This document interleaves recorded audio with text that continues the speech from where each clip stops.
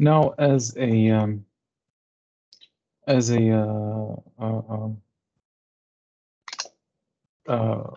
warm up, let's say so, as a warm up, I'm gonna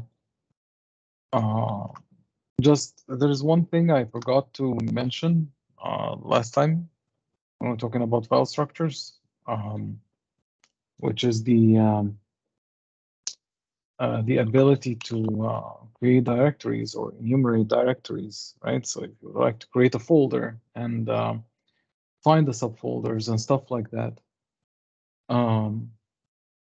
then probably you need to also know about this. Give me a minute here.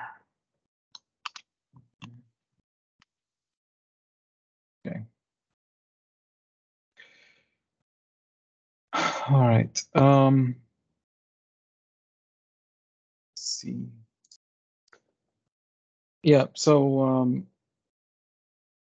enumerating directories is very easy actually. Even I don't need even to create a project for it. I didn't commit this yet, so I'm gonna, after this one, I'm gonna commit it.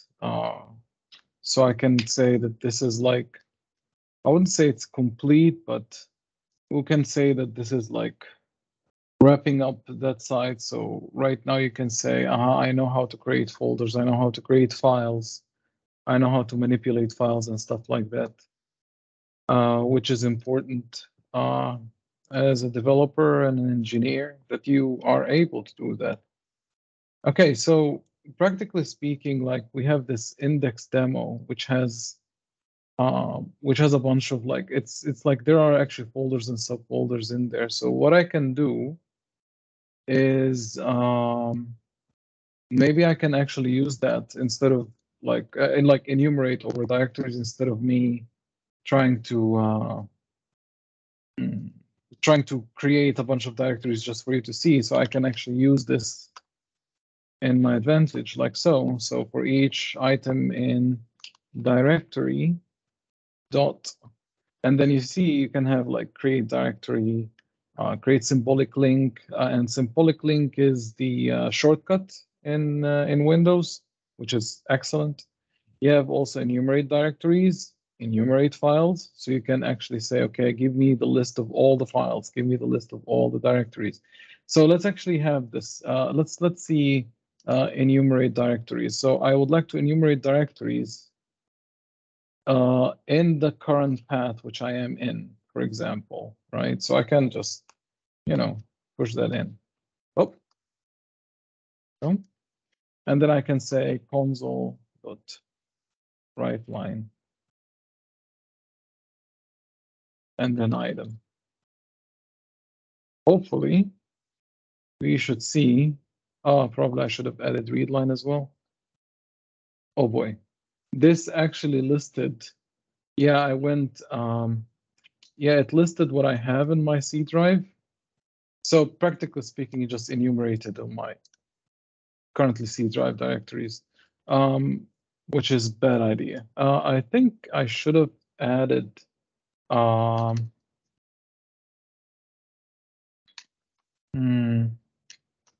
get current directory, and I think, so get current directory. Okay, so let me do it like so. So instead of enumerating this, I'll just simply say directory. Get directory. Hopefully it will return a string. So right now it will return the current directory where the exe is residing, actually. Okay, so this is even a better one. So let's see. And right now, if you look at this, it enumerated, like it just went in, it says like where exactly is my file structure.exe, and that's it. There's I think there you go, index demo, and that's it. Now obviously if you I think there is a recursive way of doing this. I just forgot, honestly. So you can actually, I think you can let's see. Okay, so I don't have. Okay, so search patterns, search options. Let's see, enumeration. So for example, search patterns is nothing. Enumeration options dot actually enumeration option. Let's see what was there. Okay, fine. It requires a little bit of work. Hang on. Give me a second here.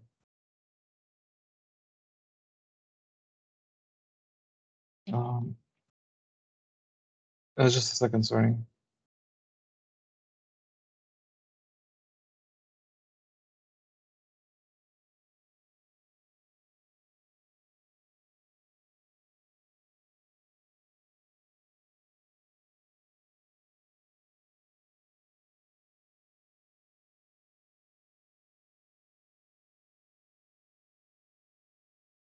All right. Sorry, I got something urgent to attend here. Okay, so yeah, let's see. I think there is, let me actually double check really quick. Recursive enumerate directories. Because I remember I could have actually do that.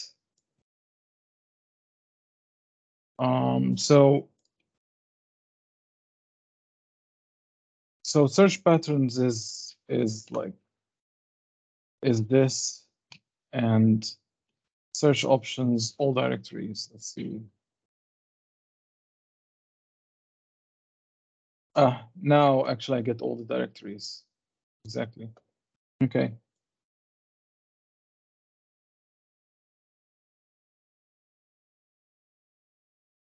So if you would like to create a directory, it's also fairly easy. You just simply say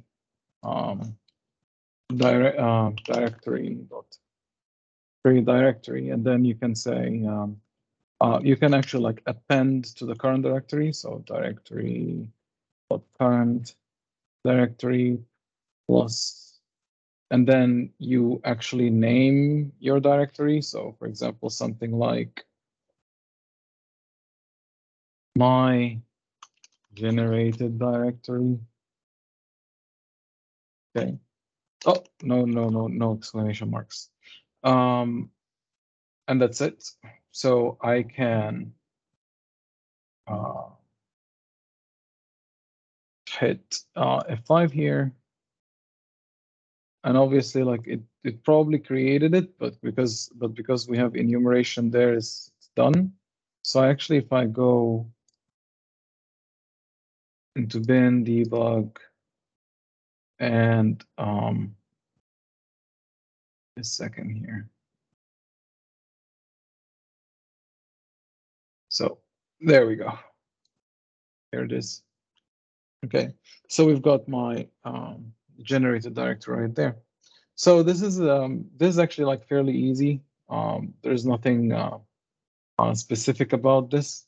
You can enumerate files as well. So you could say, give me all the files within a directory. So you can say, for example, I mean, let me think. How about I show you a different way? I can show you this. So console, the pipeline, and you could say string.join, okay? Because the output of every line, like if you have noticed, I'm outputting like line by line. So I can actually like output in that way.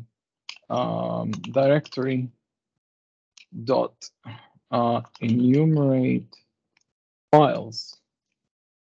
And right now I can say directory dot get current directory, and that's it. So it will enumerate everybody who's actually all the files within the range of the exe, where the exe is. So hang on. One more. There we go. And right now, I've got all the files which we have like in this thing, in the current directory at least. Okay. I can actually have, I think enumerate files still also has like the other overloads.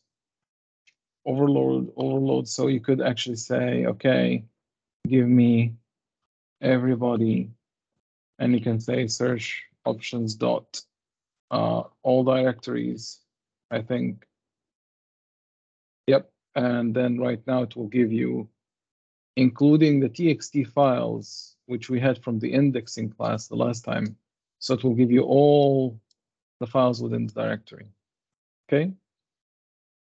So right now, I think I can say that this is like this. I can close that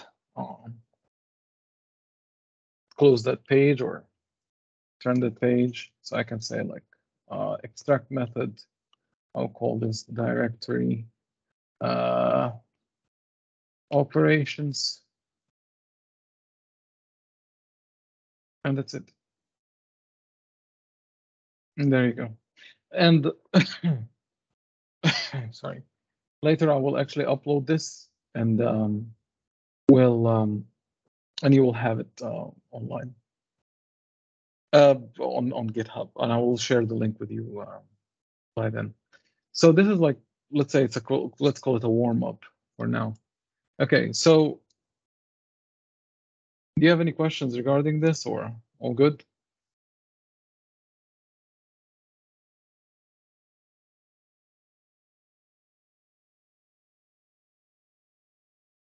I'll assume that all good. Okay, so we have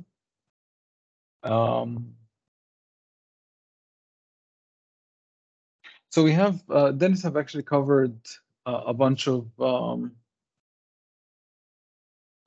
things lately regarding the working with database, namely SQLite and whatnot.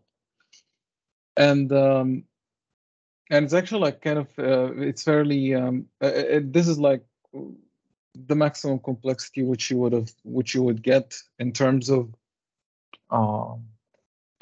what you could do with the application, right? Like as an application developer, like as a guy who does, or a girl who does CRUD applications, like just create, update, delete records. There's nothing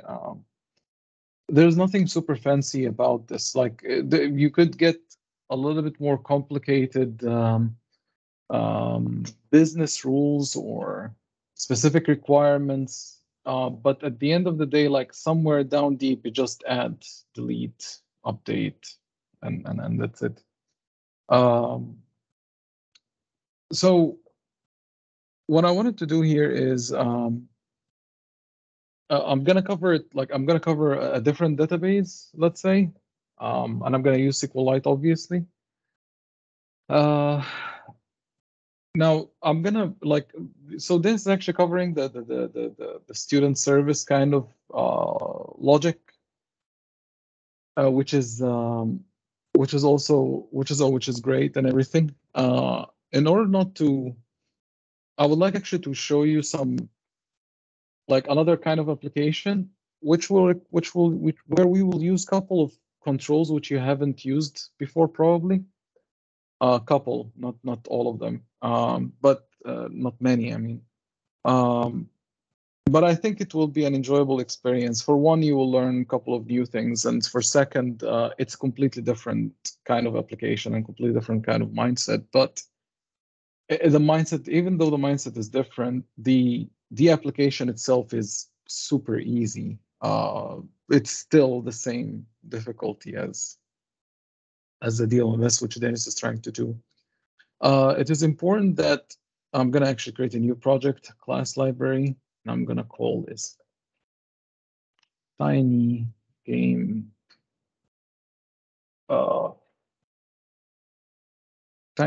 store data.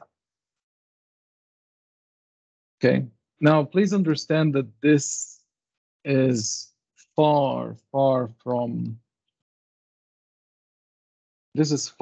production. Like there is no relation, like there's no, like I don't know how to describe this. Most of Pair 3 in general is like a demo.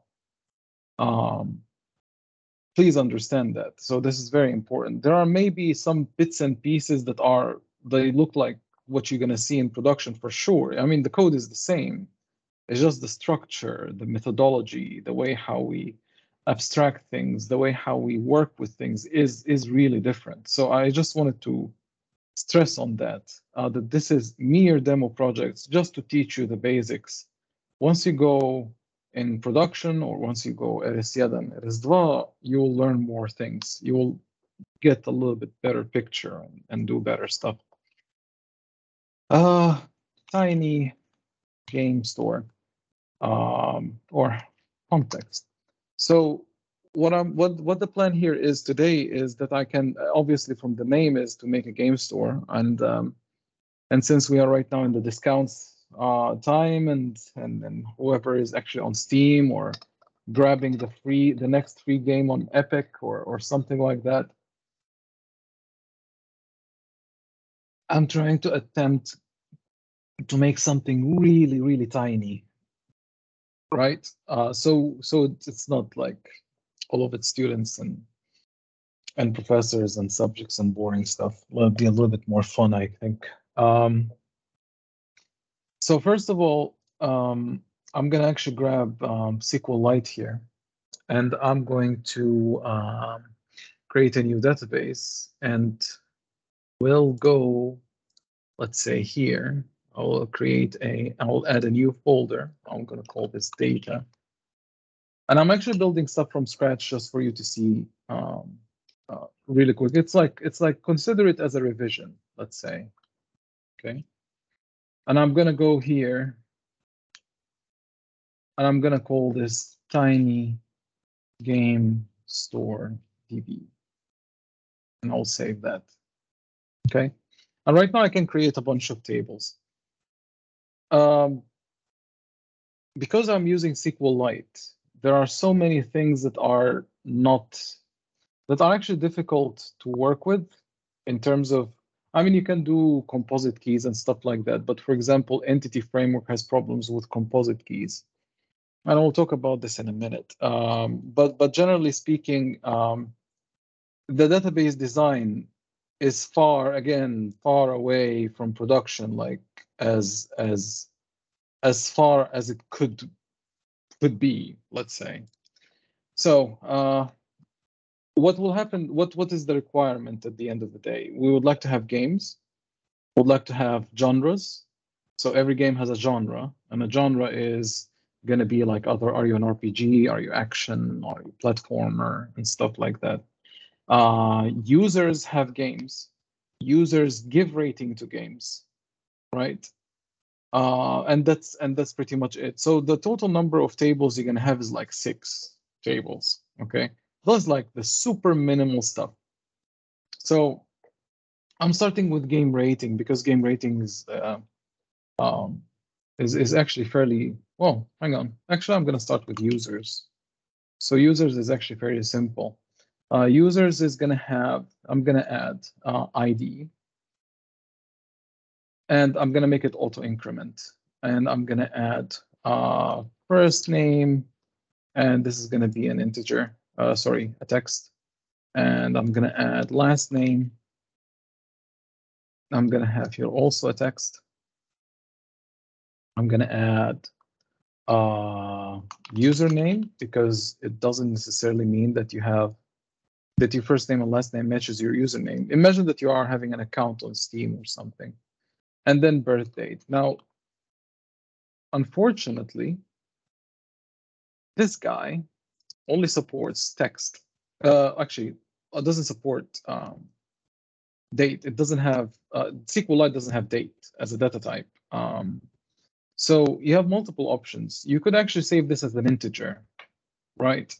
And then when you cast your date time to an integer, it will save the Unix time, I think, or Linux time, I think it's what's called, which is having the first date in the history or in that calendar from 1st of January So 111970, as far as I remember, right? Or you could actually put it as a text and cast it to a string and then push it in there as a string. So you have that too. Okay. All right. So now that's actually is done. So this is a primary key, has everything in there. It has an auto increment. Auto increment means I don't need to add an ID, by the way. It will just generate the ID for me. So I say, okay. Moving along. I'm gonna have, let's say, games. So I'm gonna go create a table. I'm gonna call this games. It's gonna have an ID as well. And it's an auto increment. Also, it's a primary key immediately automatically. We have a name. We have a publisher. And a publisher is going to be, so the name is going to be a string, obviously, or a text. And a publisher is a text for now, even though it should be its own table. But we are, again, we're making things very, very simple here. I'm going to add one more, which is going to be a release date. So when was this thing released? And I'm going to keep it as text as well, just to simplify things. And we have cover art. So if you have so every game has a cover art. So it's going to be a blob. Okay, which is the short for binary large object. Okay, and that's it. That's pretty much it for the games. Now, we would like to have genre. So for every game, it has genre, right? Now a game can have multiple genres. So we're gonna have to have like many tables in here. So we're gonna get into that later. So genres, and we're gonna have an ID, which is auto increment. We're going to have a name, which is going to be text. And we're going to have, okay. Now that's actually done. We're going to go to do the middle stuff. So we have games, genre, users. And right now we need to say, okay, so many users can have many games and many games can be assigned to a single user as well. So a single user can have many games. And vice versa. And again, with the genres and games, you're gonna have also many in there. So we're gonna have like game ratings, game genres, and user games as like these many tables. Okay, so I'm gonna go here, create table. I'm gonna call this game ratings. And game ratings, probably I'm gonna need user games ID as well. So because many users can have many ratings per game, so it's a many as well. So I'm gonna have here ID, which is auto increment. I'm gonna have here user games ID, which is a table that doesn't exist yet. We're gonna have rating for that game, which is going to be an integer. I'm going to keep it like from 1 to 10. Okay. Now this is a table that doesn't exist yet. We're going to add it later. I mean, it's an ID for a table that doesn't exist. So we need to add user games. And user games is going to have, so it's going to have an ID. In some places, it should have been like, for example, I think if my memory serves right, yeah, so user games, we should have a game ID in there. We also have a user ID, right? So a game ID and a user ID. Now, if you are in real life application, you shouldn't have this. You should have these two as composite key. So these two guys are together making a primary key. Okay, so two columns of them. This is what we call a composite key. However, Entity Framework is quite fun when it comes to composite keys, and there are so many crazy stuff going on in there. So because again we are in these introductory level courses, we don't need to complicate our lives just because we would like to demo other things. So we kind of go actually with just having an ID there, and then you have like these two. Also, people usually like if you talk to database developers, they will say that usually you shouldn't name ID. You should be naming, for example, user games underscore ID, for example. But again, we are not talking in production at all. We're just gonna, keep things as simple as possible. So a game could be gifted, right? So, and this is actually a Boolean. However, there's no Boolean in here. But I could actually keep it as an integer between 0 and 1 because it's easier to cast 0 and 1 to an integer to integer and back to Boolean and back. And we have a purchase date, which is again can be actually text. When did you purchase that game? Okay. So when a user buys a game, it will actually immediately say, okay, that user of that ID has that game, right? And the interesting part here is why we needed to have like a composite key, because a single user cannot have the same game twice. So you cannot have two copies of one game. You always have one single copy of the game, at least in the digital stores, right? That's why it should be a composite key. Now, due to this limitation, which we are having, because we don't work with composite key right now, you're gonna have to, every time you try, the user tries to add a game to his library, you have to check whether that game already exists in the library. And if it does exist, then you should say, no, you can't. And if it doesn't, then, then you can actually purchase the game. Okay, so now this is done with the user games. Let's see, so game ratings, genre. Yeah, we need games genre. So we're gonna have games genres. So it's a plural thing. So as you can see here, game ratings, games, genres, user games, users, right? I think I should have, hang on. Should be, yeah, save. Should be users games because it's this too many thing. So users games, game ratings. Okay, let's actually move on. And this is gonna be, as I said, games genres, right? Because we haven't done that. Games genres. And right now I'm gonna have this ID again, which is auto increment. And I'm gonna have here genre ID. And I'm gonna have here game ID. Now, here's the part which I've actually forgot to do, which I have to add the foreign key policies, which we're gonna add right now. Why not? So genre ID. So we are looking at the genres, and practically speaking, we're looking at this ID. We are looking at, this was game ID, so we're looking at the games and the ID of the game, okay? So right now, these two are here. So foreign key, game ID, references, game ID, auto increment ID, okay, perfect. So we're gonna hit okay. Now, let's see, game rating, we didn't actually enforce integrities here, so we need to keep the database integrity. This is user games ID, so this is user games, and we are looking at the ID. Okay, so this is done, and we hit OK.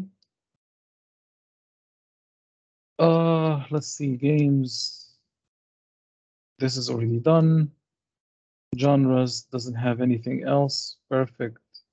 User games, however, it does. So game ID, which is going to be in the games, right? And it looks at the ID. And for the user, it's going to look at users and the ID.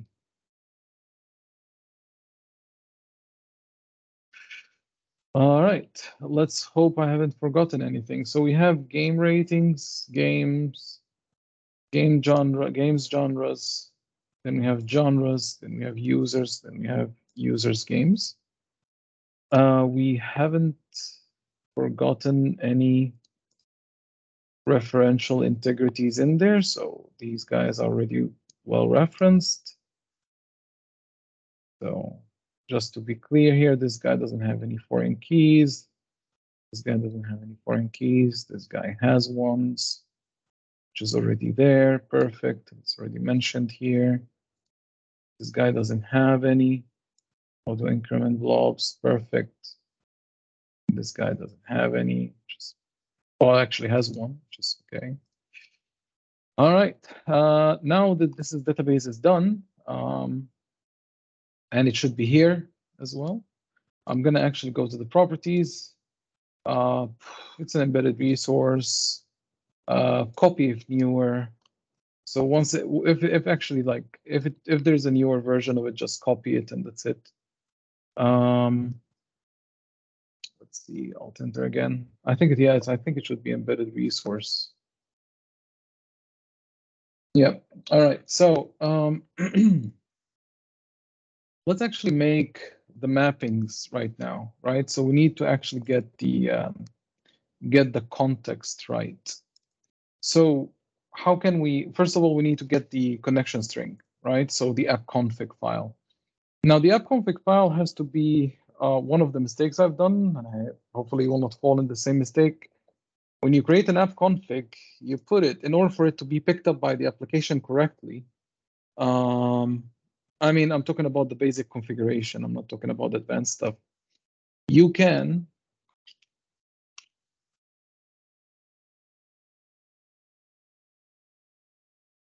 application configuration app config. You have to put it within the executable, so you don't put it here.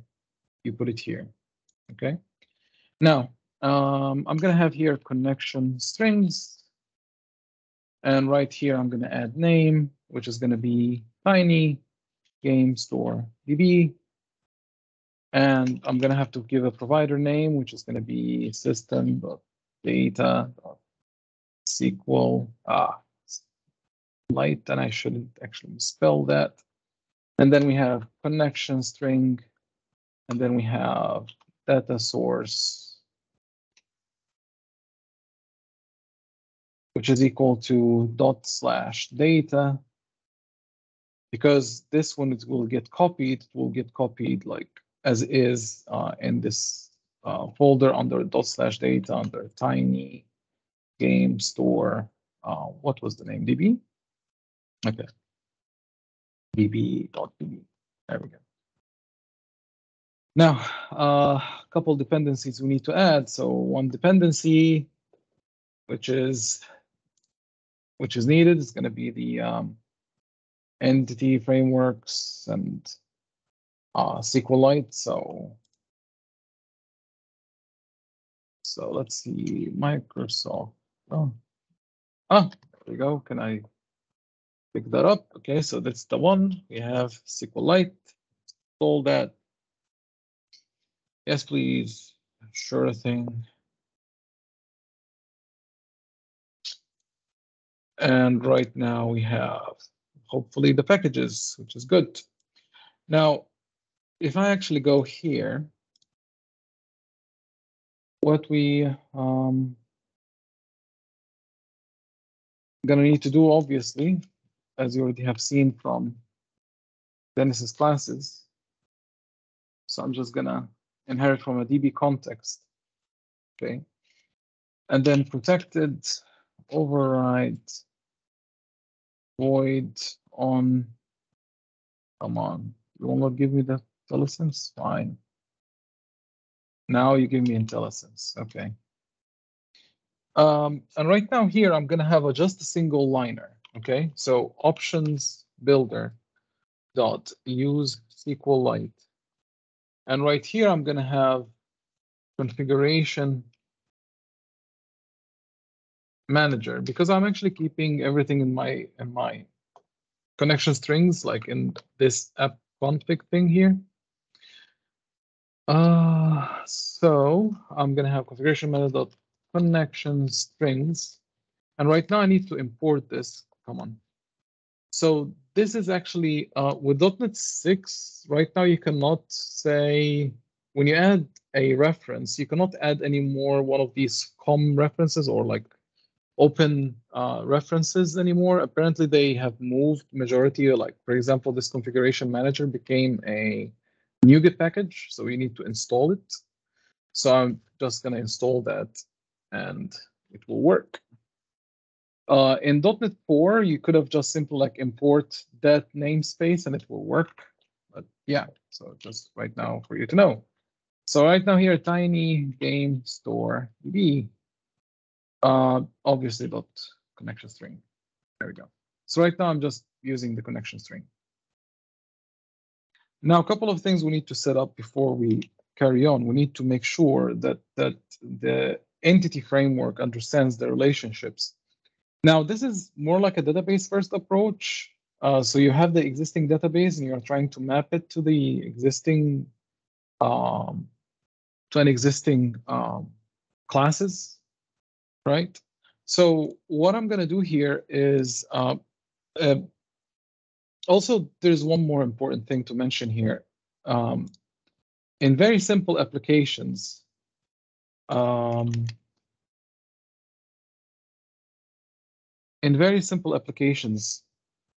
the data and classes shouldn't match one-to-one. They are not necessarily have to match. So this is very important thing to mention here.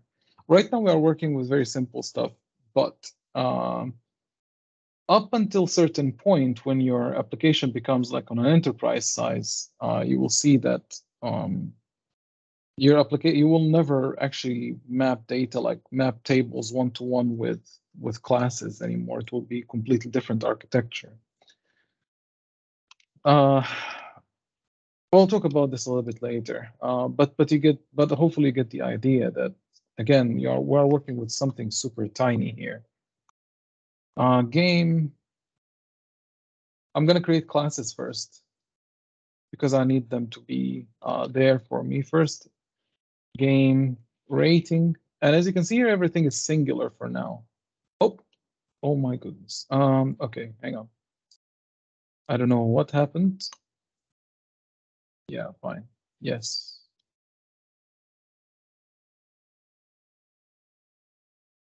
Okay, so game rating users. Okay, this guy.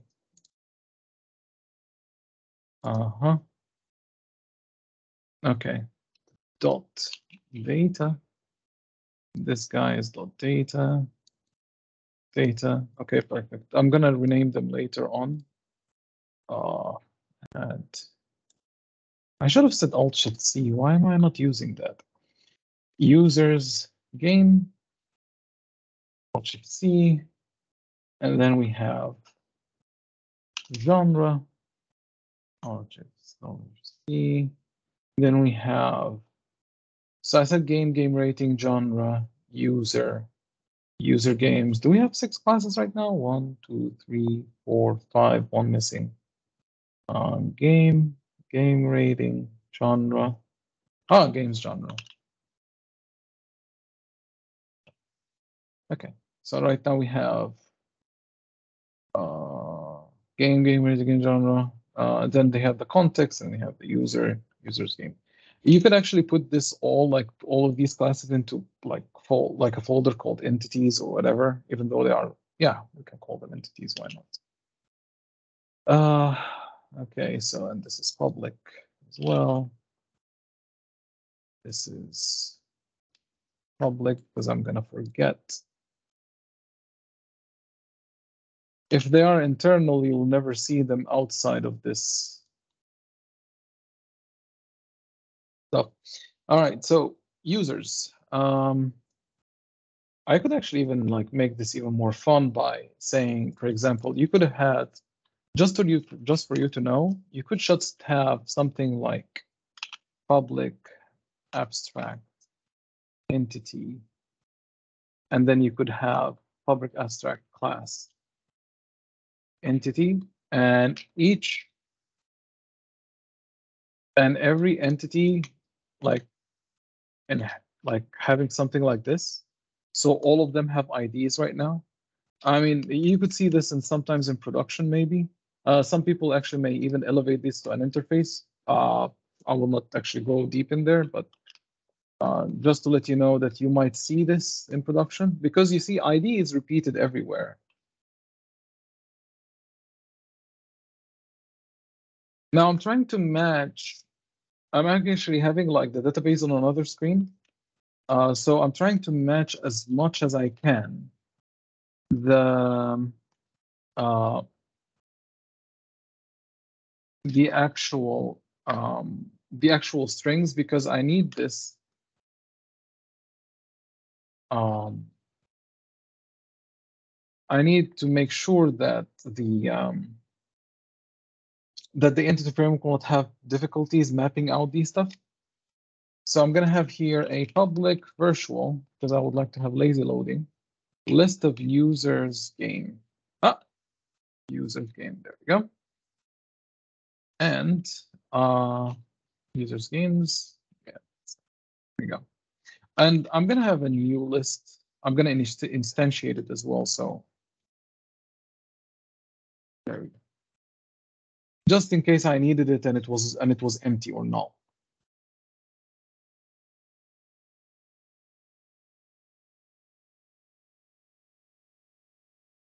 All right. Okay, so users is done. I have one question. Yep. You mentioned lazy loading. Professor mentioned also that, but can you explain what's that? So what will happen is, so lazy loading, what it does is, okay, so imagine that for a second. Okay, so let me actually get this really quick. So you have so here is your users, right? So users, and you have many of them, right? And each user has each one has a list of games. Okay. Albums, music, whatever. But right now it's games, for example. And these games, like, for example, let's say my library of games is, I have 1,000 games. And if you would like, for example, to get a single user, you have an eager loading. An eager loading means that I will get the user along with all of its games immediately, right? So if this is 10 megabytes of data, and this is, let's say, 1 megabyte of data, when I will ask for the user, when I query for the user, get user by ID, it will actually upload on the internet, like the server has to pack me 11 megabytes of data and send it back to me. Okay, this is with eager loading. Lazy loading means that I will get the user, which is 1 megabyte of data. However, the moment I say, okay, give me a specific game, right? Now it will actually load this list. So this is called lazy loading. Okay. Does this make any sense? Yeah. Thank you. Okay.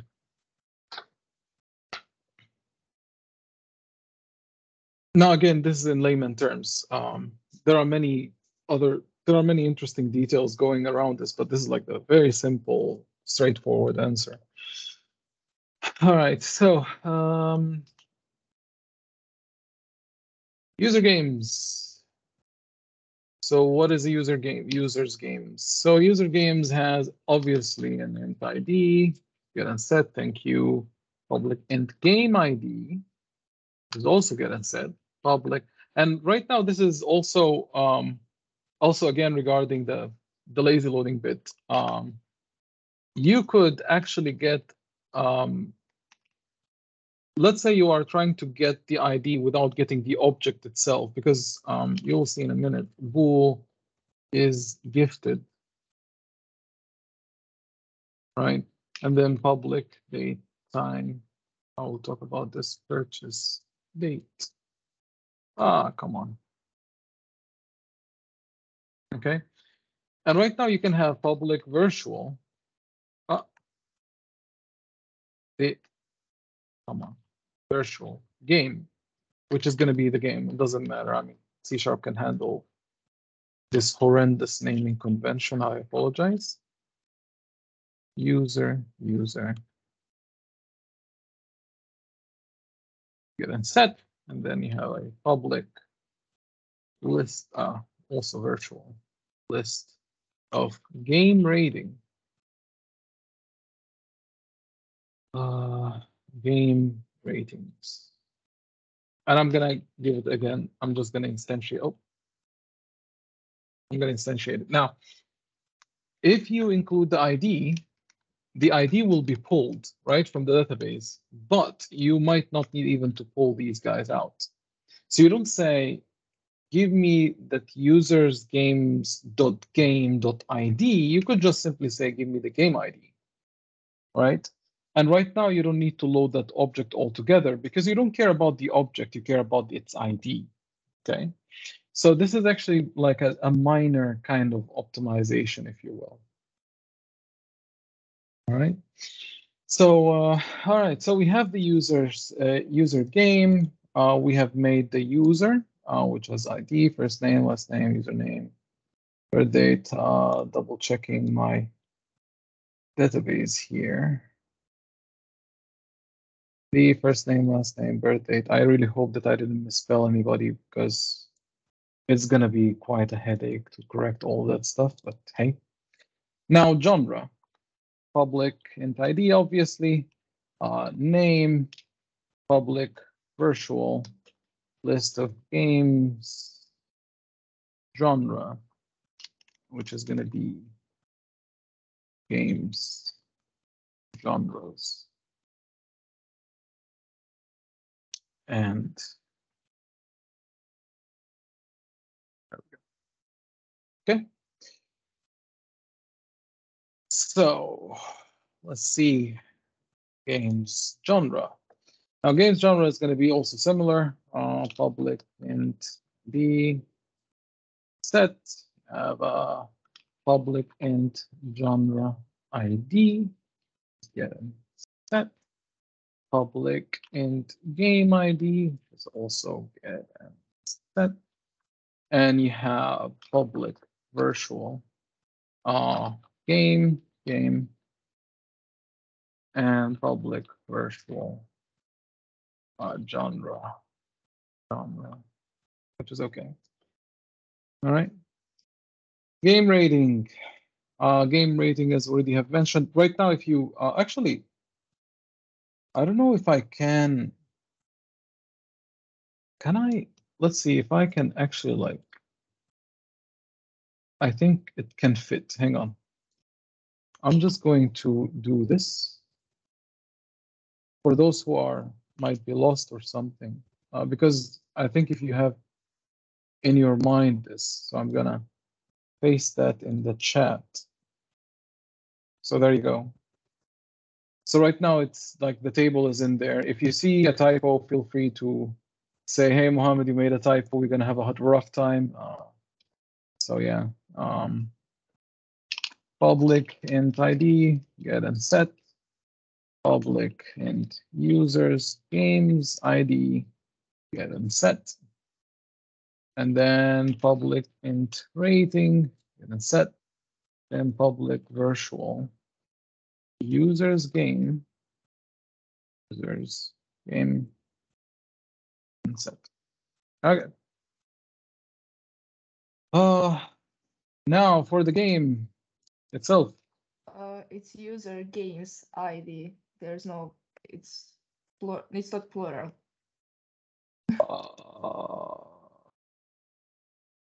Here. User. No, user. Sorry, user, like this.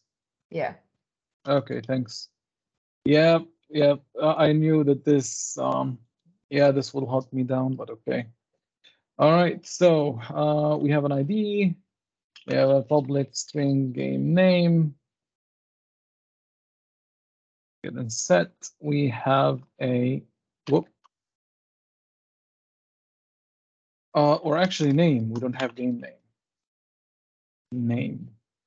Public string, not description, but publisher, which again should have been a table, but we are keeping things super simple here. Date, time, release, date, get and set. And then byte. And I would like to have a cover art. Now a blob is a binary large object, right? So we need a cover art for that. And we need to convert from an image to byte array and back, which Dennis already have shown. I will show you. So Dennis made, I think, a utility class for that. I will show you the extension method way. So just for you to see both of the sides of the story. So games genre, games genres, get and set. Okay, which is going to equal to a new list of that. Okay, so public virtual list of users game. So we have users games, and I'm going to have a list of that. Okay. All right, I think we are done with the data. So we are constructing this from scratch like this. By the way, you could have generated this from using some command lines. But in any case, you will see that I think in Eris7 that you generate a database from classes. Yeah. Let's see. So games, game ratings. Yeah, I think we are done with this classes. I haven't forgotten anybody, which is good. All right, so we need right now to tell Entity Framework how everybody relates to everybody else, right? So we can say here, protected override void on model. Oh, come on, really? Okay, fine. Void on model creating.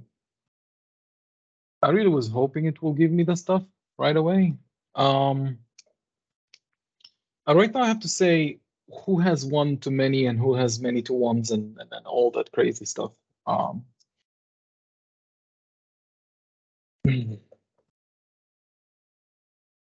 Sorry. So model builder dot entity. So I have to say how other entities relate to each other. So game rating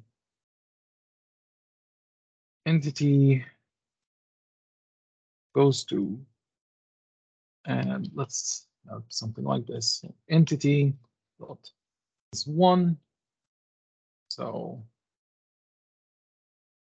okay. So users games has many game ratings with a foreign key of user game ID.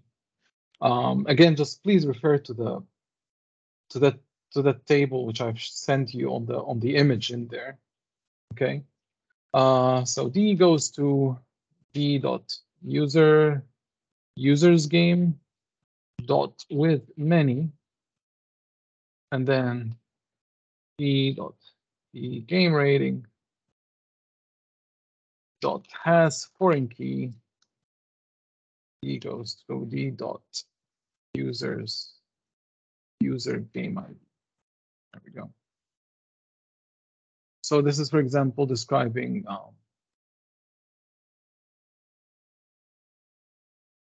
what about that? So this one is describing like the relationship between game ratings and users games. So that's one. Now we have also model builder dot entity dot games genre entity goes to, then come on, I thought it will break it nicely. Now, entity dot. Actually, I probably don't need to do so. Maybe, yeah, I think I don't need to do so. I'll just simply say has one. D goes to D dot game dot with many. D goes to D dot game genres dot has foreign key. There we go. It immediately recognized it. Dot has one. D goes to D dot genre with many. D D dot bingo, and then has foreign key. D goes to D dot genre ID. So right now we tied both sides together. All right, the final one, which is needed to be like explicitly said, so the guy doesn't go haywire. Model builder dot entity users game and entity. Perfect. Now it started to recognize some stuff. Entity dot has one. D goes to D dot game dot with many. And again, I'm not making that stuff up. It's just, again, the relationships between the database tables. We already have constructed in SQLite together. So users games dot has foreign key. Come on, it was there. B dot game ID entity dot has one D user dot with many B goes to B dot users games dot has foreign key B goes to B user ID. There we go. And it's sometimes some people, like, also I've read somewhere that people, it's recommending that you always call base dot on model creating as well. Like they say, keep it there just in case. I really cannot remember honestly, like the full reasoning behind this, but they say it's recommended to be there. But in any case, we have established like this many-to-many stuff here, right? Now, what is left for us is to make the actual, and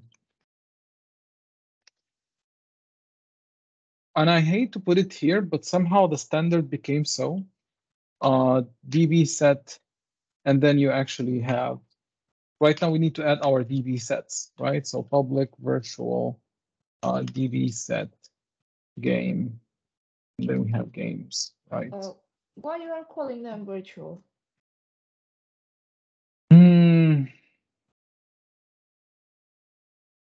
Well, call it of a habit, actually. I forgot, honestly, like the reasoning behind it. It doesn't have anything to do with, it doesn't have to do with, I think it has to do with inheritance, I guess. Because you could extend this class and do other things to these stuff. Yeah, I know the function of virtual, but just no. I think the reasoning behind it was like design choice. I mean, it will not do anything if you do this, but it's just it became just a habit for me when I work on such project that I keep it virtual because of how coding standard just we went with it right now. Because in advanced scenarios, you would actually like you might inherit from this class and then start playing with, because of that keyword, you start playing with doing other interesting extensibility stuff you can introduce. Okay. Also, if we would like to go that route, so let me keep virtual here because I honestly got used to it.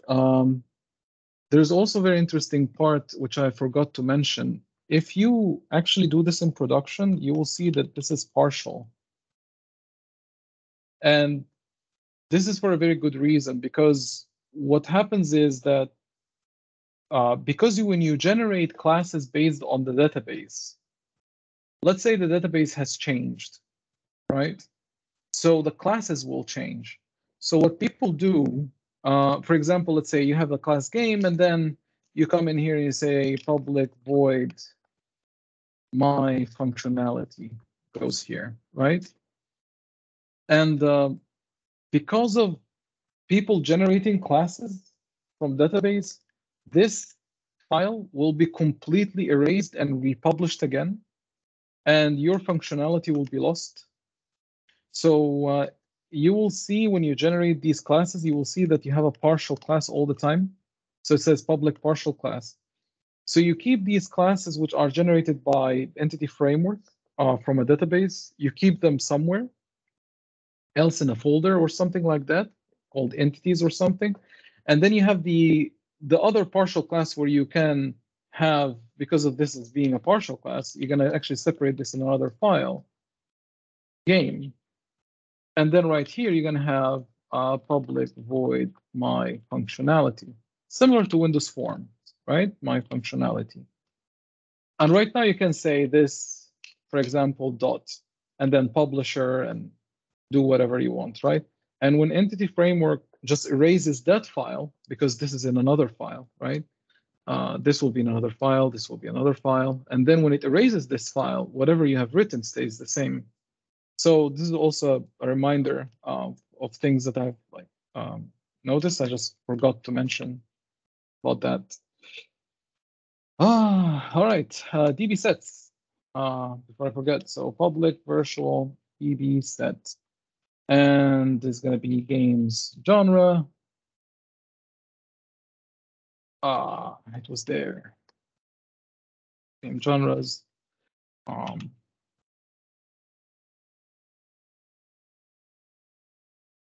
Virtual DB set genre,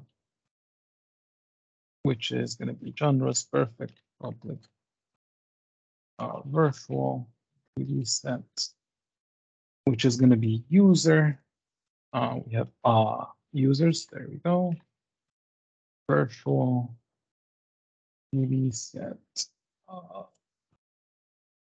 users game. Users game. Let's see. 1, 2. Sorry. 1, 2, 3, 4, 5, 6. Okay, perfect. So we have 6 of them that are actually saved. Now, now that we have actually typed a bunch of classes and code just to get the data done, right now we can actually save stuff to database. Hopefully, we can actually test that. But before we do that, we need to hit Control-Shift-B just to rebuild that thing. And I would like to know whether, yeah, I haven't referred to it yet, obviously. So I need to refer to this. So add a project reference. I'm going to add the reference to this guy first. So right now in my projects, I have this guy referenced. So I am Control-Shift-B right now. It should give me, hang on. Right now we should be seeing the database here somewhere. There you go, data, and this guy, which is following this folder, right? Okay, I will just pause here.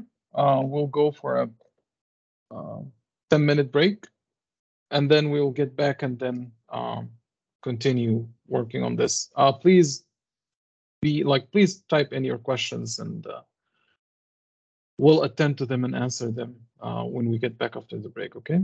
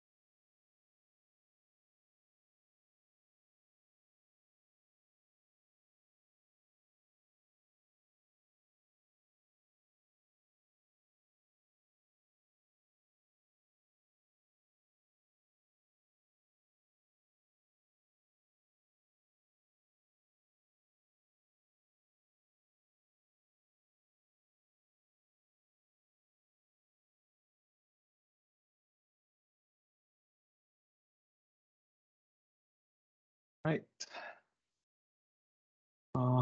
Minute left. Anybody has any questions, by the way? Do you have any ideas or something like that you would like to discuss before we continue?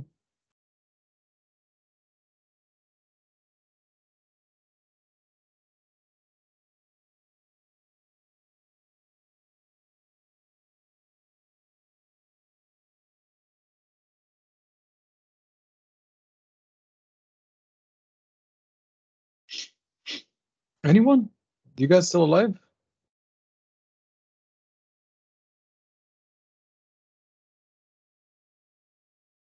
Oh, hello? Can you hear me? Yes, we can hear you. Okay. I thought either my mic went out or you guys just, disappeared. Okay. I'll consider it as people are terrified to discuss ideas. Okay. All right. So now that we have something that is, like the seeds of something that is manageable, so I can actually have here is like the most terrible store, tiny game store. And I'm not gonna conform to any UIs, to be honest here. I'm just gonna like go bananas with it. You could actually seed the database, and if you don't know what seeding means, seed a database means that you can take something like this database right now is empty. So I'm just gonna collapse all this. So if I browse table, it's actually right now is empty. And what you could do, you could actually generate some data and add it to your database. There are actually tools and software that cost a lot of money in order for it, like it scans the database, recognizes the tables and relationships, and recognizes the tables, but you're gonna have to put the rules of how it will actually generate stuff, and it will immediately generate stuff for you. So I can generate 1,000 users, generate 1,000 games and genres and whatnot, and then it will insert them automatic for me in the database so I can try stuff. So seeding a database is very important if you would like to try things and you want to insert stuff by hand. But in any case, I mean, it's outside of the story, but somehow I got a very limited. Where the heck?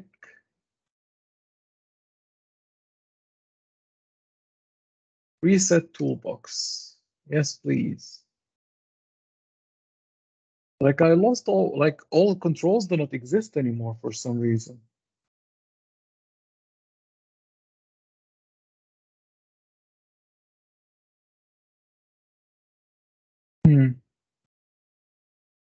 I really hope I will not have to write everything by hand.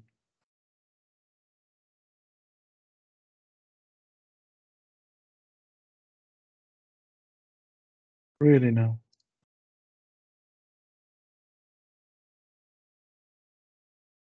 Okay. Ooh, okay, we got okay, we've got some stuff.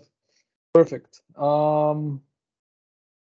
Good. Now let's actually confirm that everything is working. So I'm just going to create a button here because I've typed so much code without testing, which is the scariest thing you could ever do. Add users for now, and I'm going to call this btn.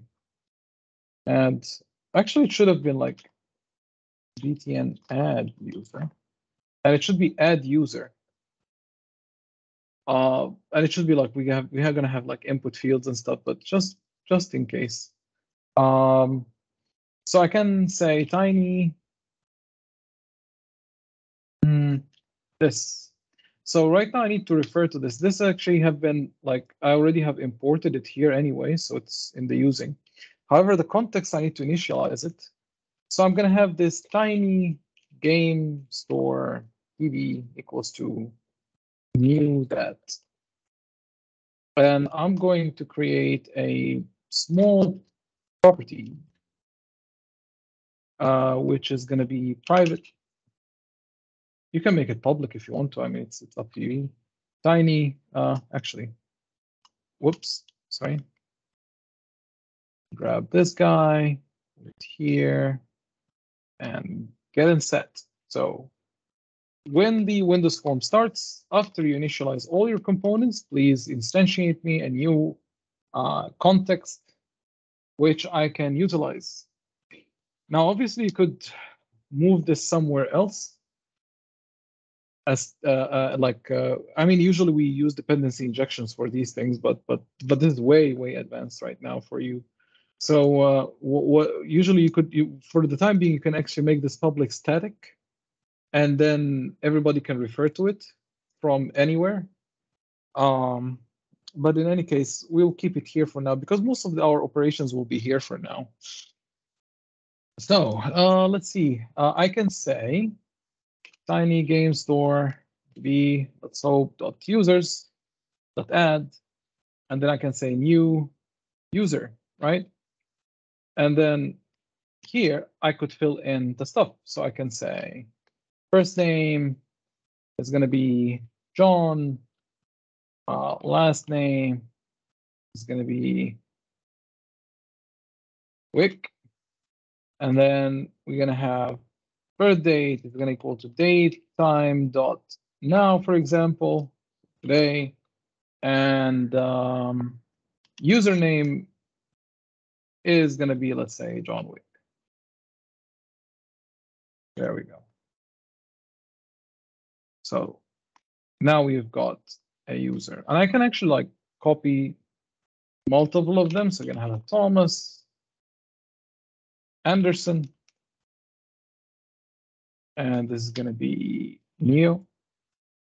And this is going to be Jack, Doe, and Jack. Simply Jack. Okay. Let's see. Oh, nope, it will not work. It won't work. It won't work. I forgot.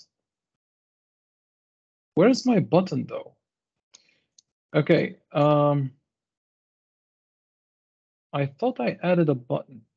Oh boy. Windows Forms failing.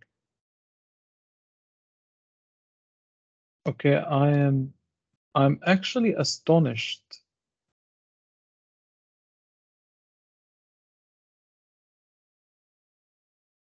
Okay, fine. I'm gonna add it again. And it's gonna be the add user. And this is gonna be btn add user. Oh. And the event on click is gonna refer to this guy. Okay. And this form, actually, like the designer apparently crashes. Tiny game store. Yeah, the form designer is actually crashing for some reason. Okay, fine. I can survive with that as long as I don't lose code. Yeah. So once we added it into that stuff, like you added it in the DB set, right now you need to apply these changes. So I'm gonna say tiny game store DB dot save changes. Okay, and right now we should be able to, and hopefully if all goes well, no errors. So if I actually go into my database, which is this little boy, if I go to users, browse table,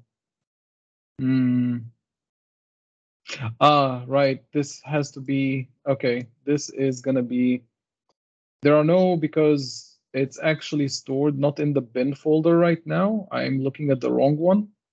So I'm gonna close this, and I'm gonna need to navigate to the actual data folder, which is here in the bin debug, and then drag this guy. Right now, we should be in the users. There we go. We have 3 of them. Okay, perfect. Now we have inserted stuff into the database. It works. I could have right now added, right now you could have just add a bunch of text boxes, right? So there we go. So this is going to be, for example, txt username, or actually txt first name, and then I can copy paste this. Don't tell me I crashed Visual Studio. Okay, good. And then txt last name. I think we just only need the first name and last name, because I could actually suggest when you add a user, I can make, okay, fine, I can actually make this too. So, and right here is going to be txt username. So first name, last name, and username. And the moment you are, so if this is a tab 1 or tab index, let's say 0, and this is tab index 1, and this is tab index 2, okay? So what I could do here, let me put labels so you can actually follow. I'm gonna actually like show some tips and tricks on doing interesting stuff. So here, it is gonna be what? First name. Of course, this is a control name. I need the text. First name. Yeah, and there we go. And then I can just simply copy paste this last name. And I think it should be like small n rather than capital N. It annoys me. And this has to be like here. This has to be like here. And this is going to be this. And then we could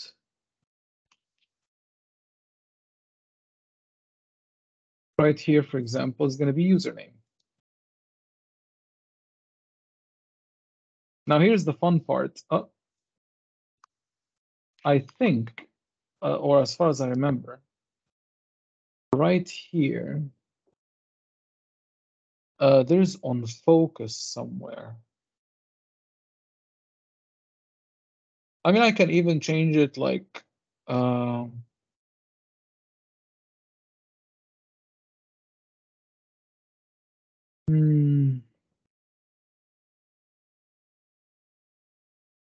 so there you go. Leave, enter, validated, validating, right? But even I could even make this better. So here you have something which is called text changed, I think. So whenever you are actually typing inside, we could actually generate this thing, right? And the generated thing here will be this plus that, right? So text change, there we go. So we can handle the events for both of these guys. So this is the last name, this is the first name. So let's begin with the first name. So when the text is changed, I'm gonna have a, for example, something like really simple here, private,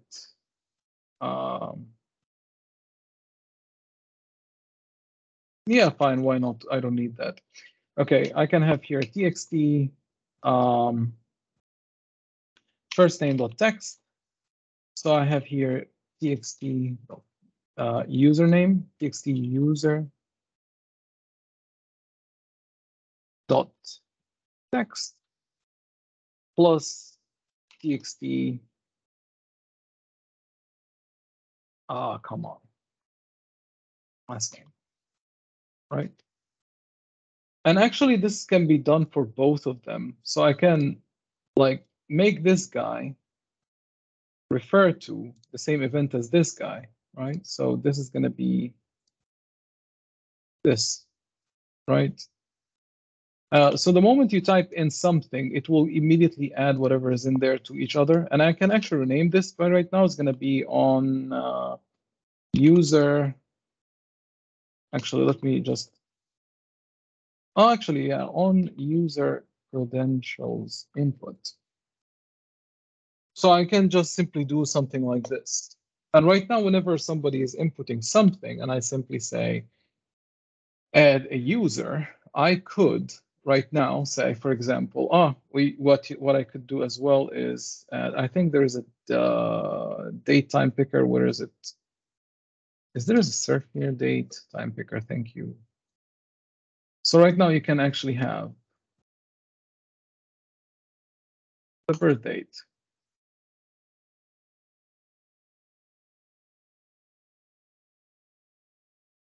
So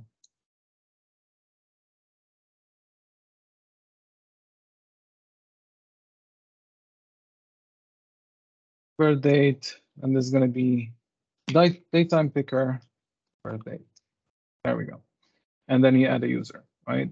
So right now, instead of us actually constructing and adding the seed right now, which we have tested, obviously you need to do a lot of checks, error providers and stuff like that. I'm just gonna jump over all of these guys right now. So I'm just gonna say, hang on, I'm just gonna need only one, to be honest. I'm gonna have a new user. So the first name, last name.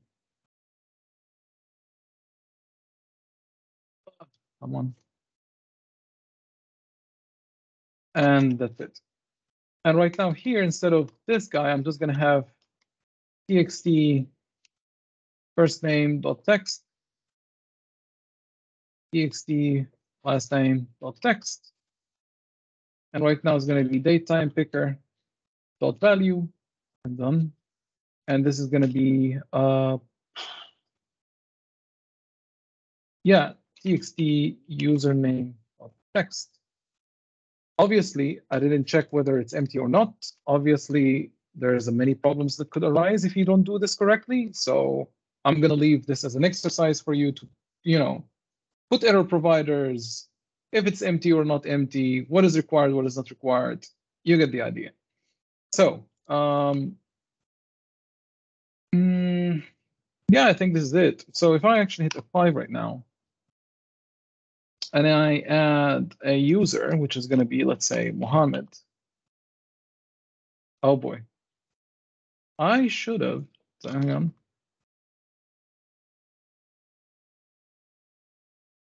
Come on. Did I handle for all of them? Oh. Nobody says anything, right? Uh-huh. Now it works, okay? And right now, if you go way anywhere, right now, obviously, you have to check for the date because obviously I cannot put a birth date like this, but hey, I will. Now it works. And if I actually go into the database and if I refresh, there we go. We got the username and stuff. So this is actually working. So we can close this. Now that, oh, did it crash again? Awesome. Now this is actually for adding a user, right? And this is actually inside the game store, which tells you how horrendous a UI is this. But I'm going to teach you something new. So this is a group box. And a group box is simply doing what it does. It just groups all the elements which you need. So right here, adding user, right? Or user operation or whatever. So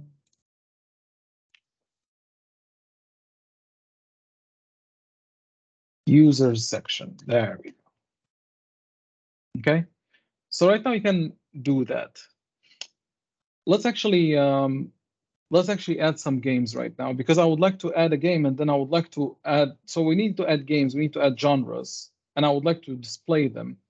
But I would like right now to do one more step, which is assigning genres. And the problem with the games have multiple genres, which means I need to select multiple things at the same time and assign them to the game, which is going to be actually interesting thing to do because I'm going to use a control you haven't used before.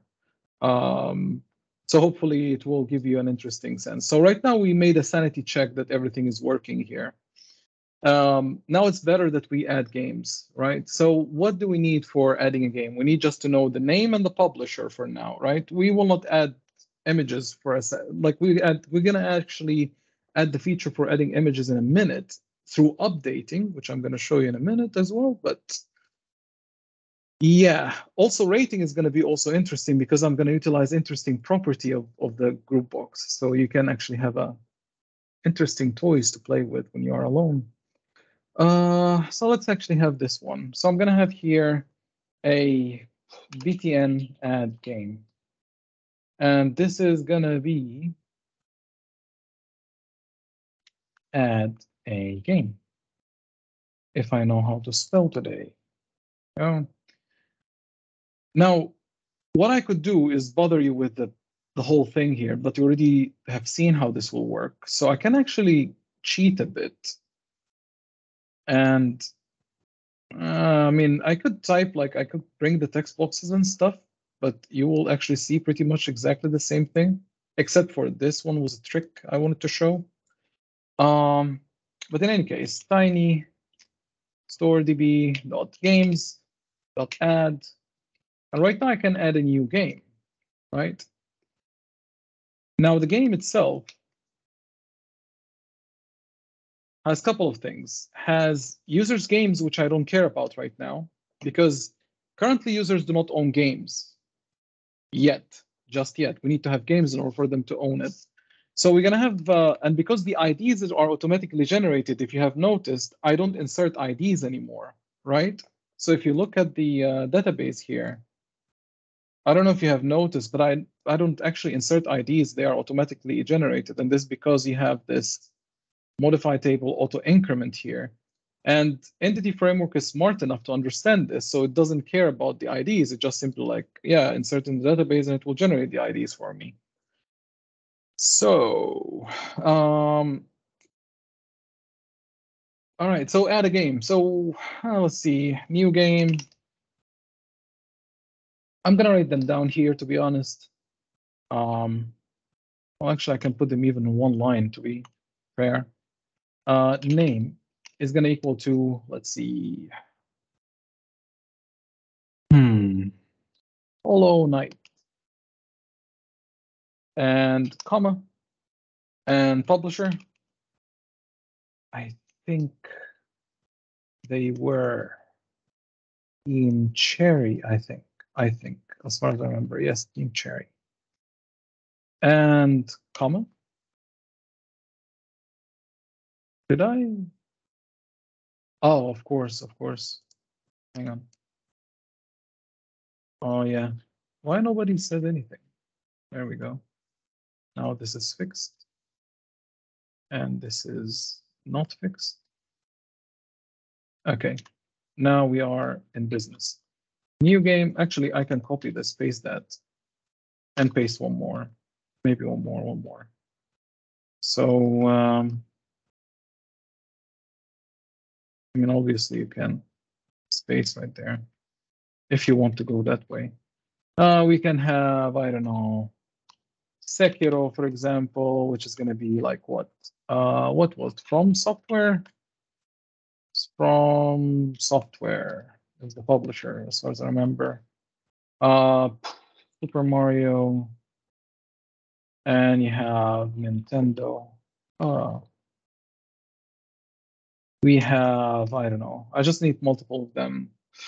Hades, which is going to be, I think, Super Giant Games. Oh man, I'm out of ideas, to be honest. Yeah, fine. Dark Souls, why not? Dark Souls. Also From Software. So there we go. Now we've got some games in there to add.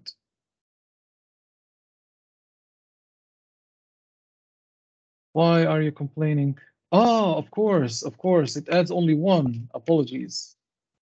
Oh man. Yeah, I forgot. Okay, so let me actually do this really quick here. Fix this. Totally forgot about that.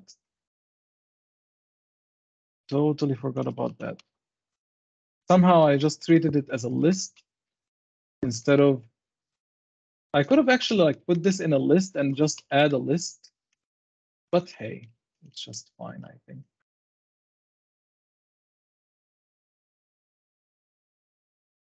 And we shouldn't have any complaints. So we have Ubuntable games, and then we can say tiny store db.save changes.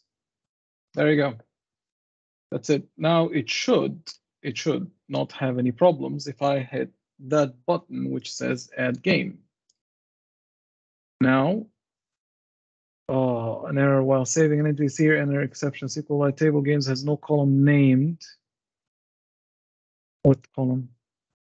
Cover art. Really?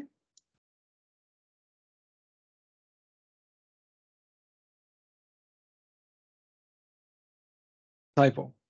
Cover art. Now. Okay, works. Let's see here. So games, browse table, we've got them all here. Now, obviously, cover art is null because it doesn't exist. But yeah, good. Release date, obviously, I didn't add any release dates. I could have added them, but yeah, it's fine. It's totally fine for our application. So right now we have that, right? Now here's the interesting part. What we need to do a couple of things. Now that we have seeded this thing, so I can actually call this add game seed, because this is honestly just seeded the database, nothing more. We could rate a game. We could also assign a game. Somebody bought the game, actually, right? Now, obviously, we don't have any transactions or anything like that.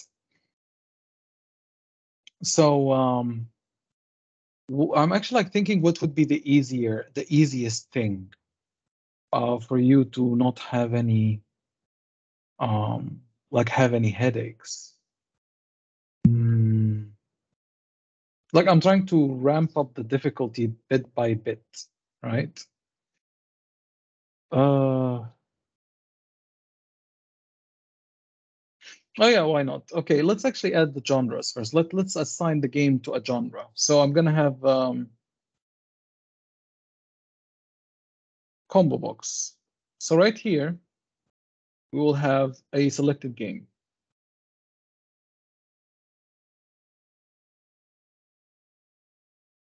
So this is a game.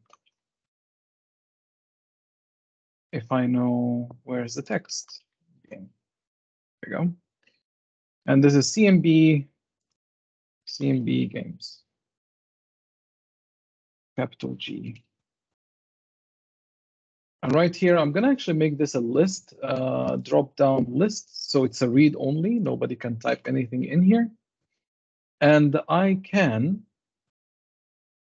fill this thing. So if I would like to fill this thing on form load, so once the form has been like done loading, what I can say here is CMB games dot data source. I'm gonna assign it to null just to clear it just in case, and then CMB games dot data source equals to tiny steam db dot games dot to list. Now, obviously, it will not recognize exactly what's going to be in there. So I have to say, what is the display member, which is going to be the name. It will pull that out through reflection. Okay, value member, which is going to be the ID. Okay, very simple. So right now I can actually have the selected item whenever it happens. So if I actually run this, we should be able to have, well,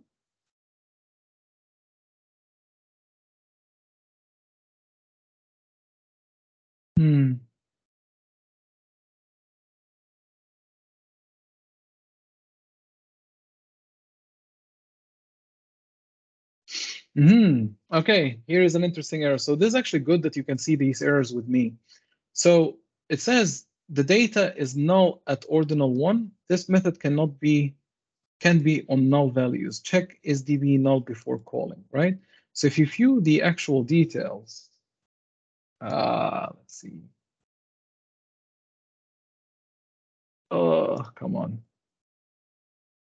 Inner exception. It doesn't say anything. Yeah, you have the prefix view. So this view. So at ordinal 1, okay?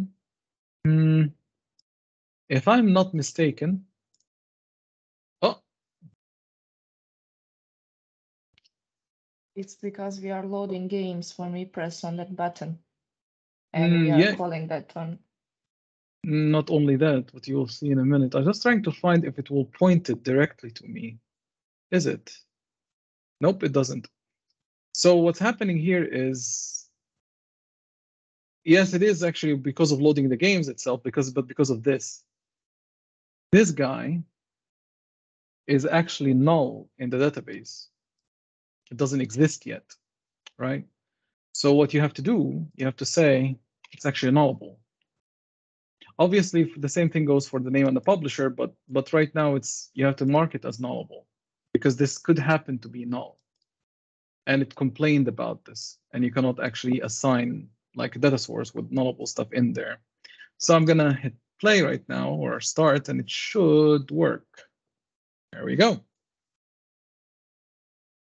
Okay. So here's an issue that you might encounter. And right now I actually can select one of these guys, right? And assign them a genre. Now the problem with genres, as I already have said. So for example, do we have genres even? Did I add genres in this thing? I haven't. Okay, time to add genres. So a game could have multiple genres, like it can be a platformer, an action, puzzle game, and so on and so forth, right? RPG, like you can have multiple things in there. It has a mishmash of crazy stuff in there. So in order for us to communicate this, I'm going to add another button to actually see the database, but I hope it doesn't crash on me every time. There we go. There's a button. I'm going to call this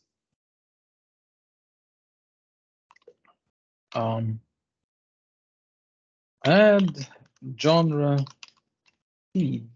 Now, add genre seed, again, it's a seed, but if you think about it, like in the exam, you will have something similar to the user, right? So add genre.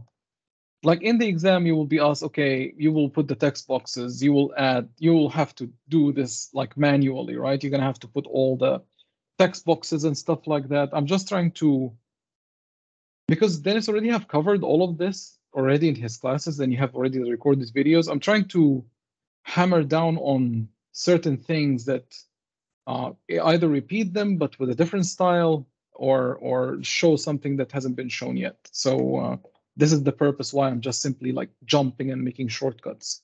But in exams, you might, for example, have, for example, says, okay, you show a new form and you put in the genres in that form. So you input, like you add the genres one by one and so on and so forth, right?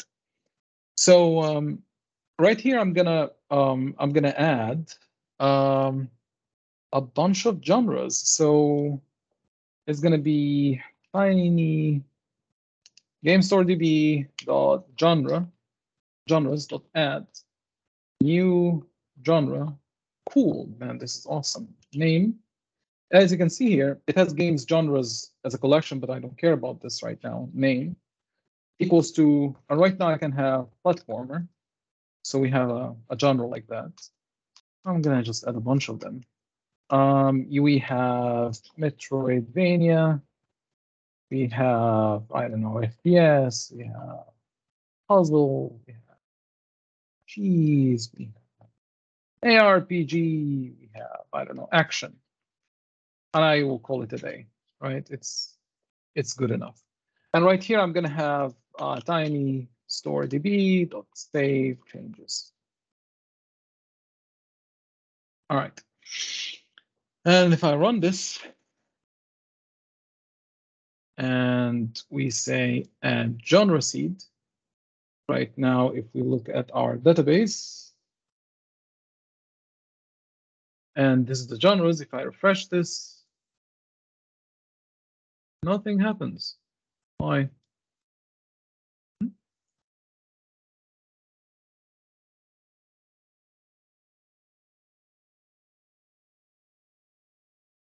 Did I say same thing?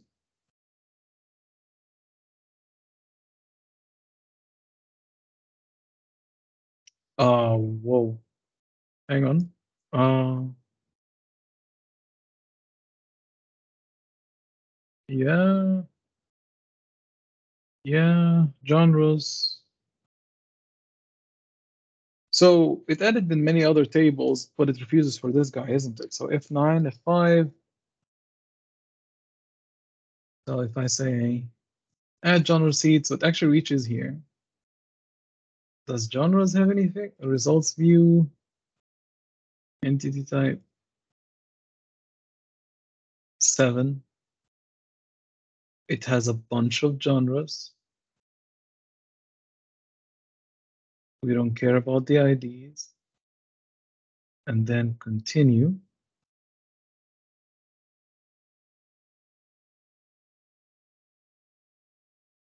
And then if we do this,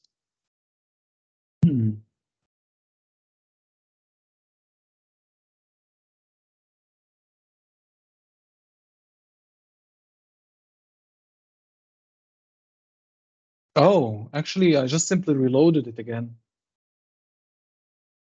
Yeah, I just had to reload it. It's actually there. All right, so, okay, it's there. Probably just this guy broke on me, apparently. All right, so this is actually done. Now we have this stuff. Now the question comes here is how can I add multiple of them, right? So how can I select a game and then assign to it a genre? So let's actually have a button here called assign genre or btn assign genres. And this is going to be assign genre. And maybe it's going to be small g and make it a little bigger. There is an interesting control here called list box. Now, a list box, you can assign to it multiple items. You can actually have multiple items in there.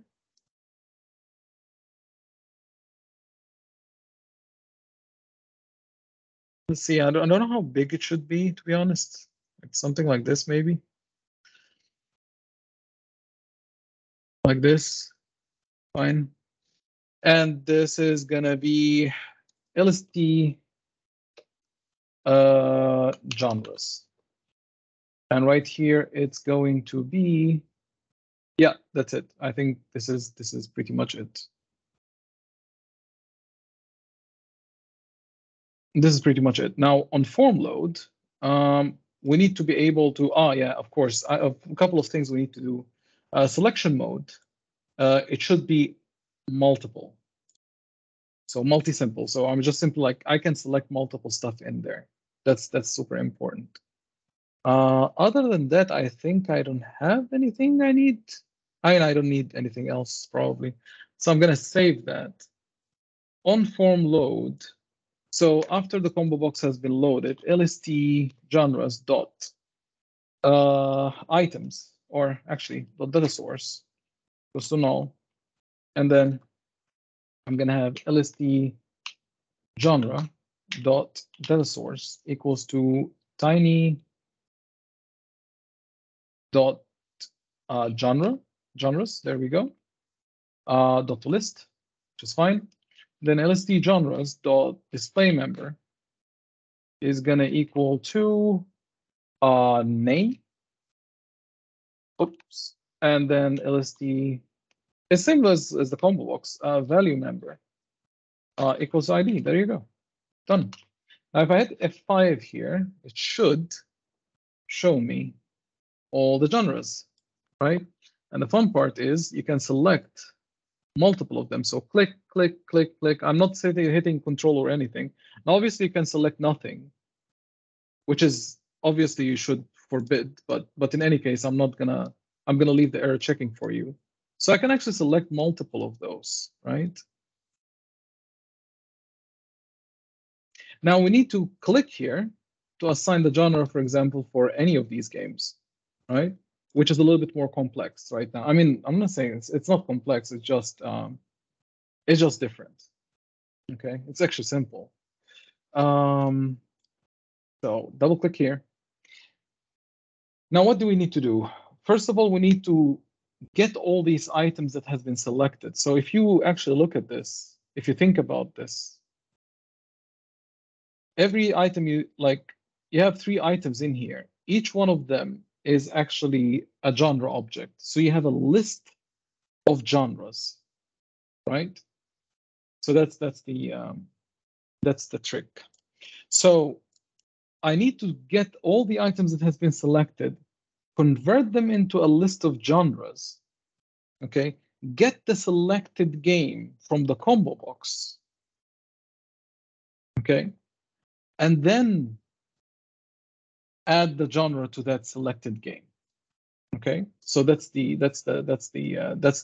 thing here. Get the selected item from here, get the list of the stuff that has been here selected, add them to the genres. Okay, so right now I'm going to go here, say var selected game equals to CMB games dot selected item as game. Right, so right now I'm casting this as a game. And then what I'm going to do here is I think because we cannot, can I actually have selected, hang on, selected games dot games genres dot add, and right now I can actually add a new game genre, right? Because of course I have to go a little bit deeper. So a game genre is a game and a genre, right? So I need to add the genre which is associated with that game. So what I can do is, I think there's no add collection, isn't it? Nope. So we're gonna do it the normal way. For each item in I need to have selected genres, by the way. I forgot to do that. So we have the selected games var selected genres. Yeah, I forgot to tell you how to do that, sorry. LST genres dot selected items, right? Dot selected items. You have 2 of them.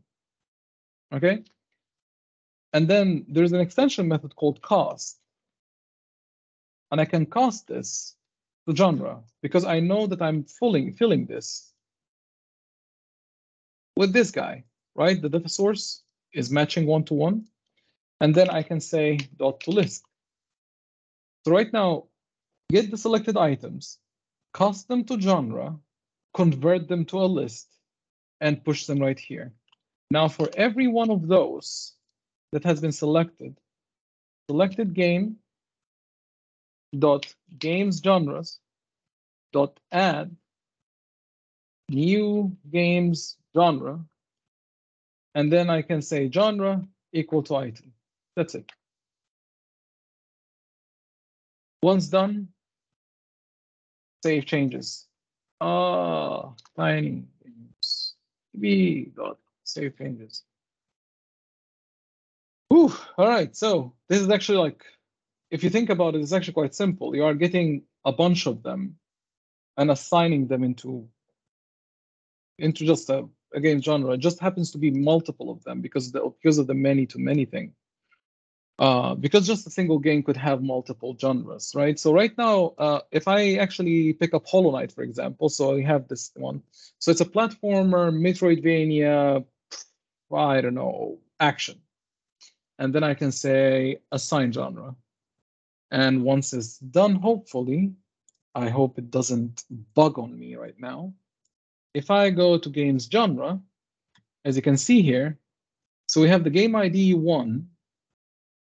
Game ID 1 has the game genre 1, 2, and 7. And if I hit Control, Shift, and click here, nope, it will actually give me immediately the platformer, right?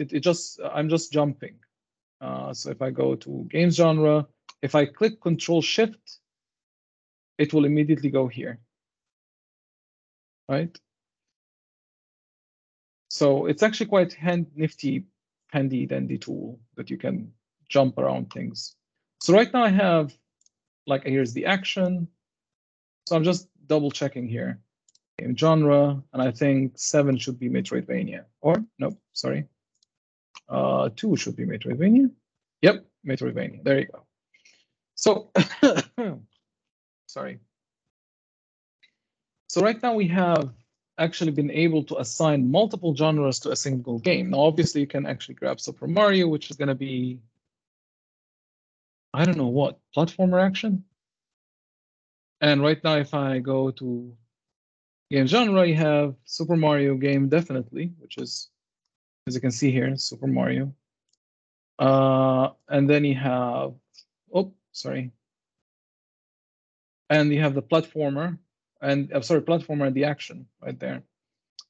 All right, so we are right now able to assign multiple, we're right now already able to assign multiple genres to a single game using this interesting methodology and using a list box, which I wanted to show. Okay. What else? Right now we need to assign a user to a game. Actually, we have to assign a user to a game. That's one. And then we need to make a user rate a game, which is a little bit more involved because the rating is going to be a little bit different. And I just wanted to show you this interesting relationship.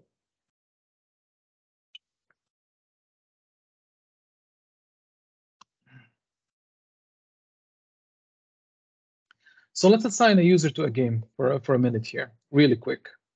Now, if I would like to, give me a second.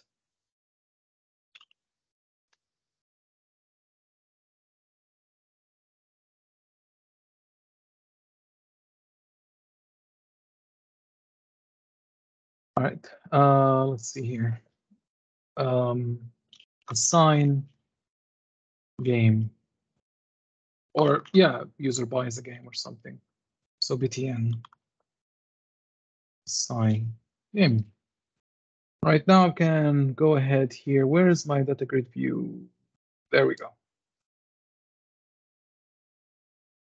I'm gonna fill it in with users. Okay. So this is gonna be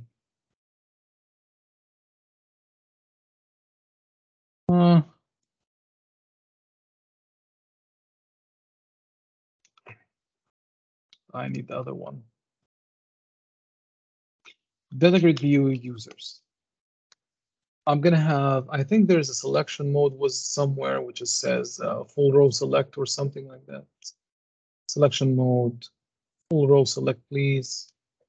It's one, because I would like to click on one row and I forget about it. And I will select a game from here and I will assign it to that user. Okay. So if I hit, first of all, when we load, we need to say data grid view users data source, just to clear it out, just in case, data grid view users data source equals to, thank you. Perfect. And if I go and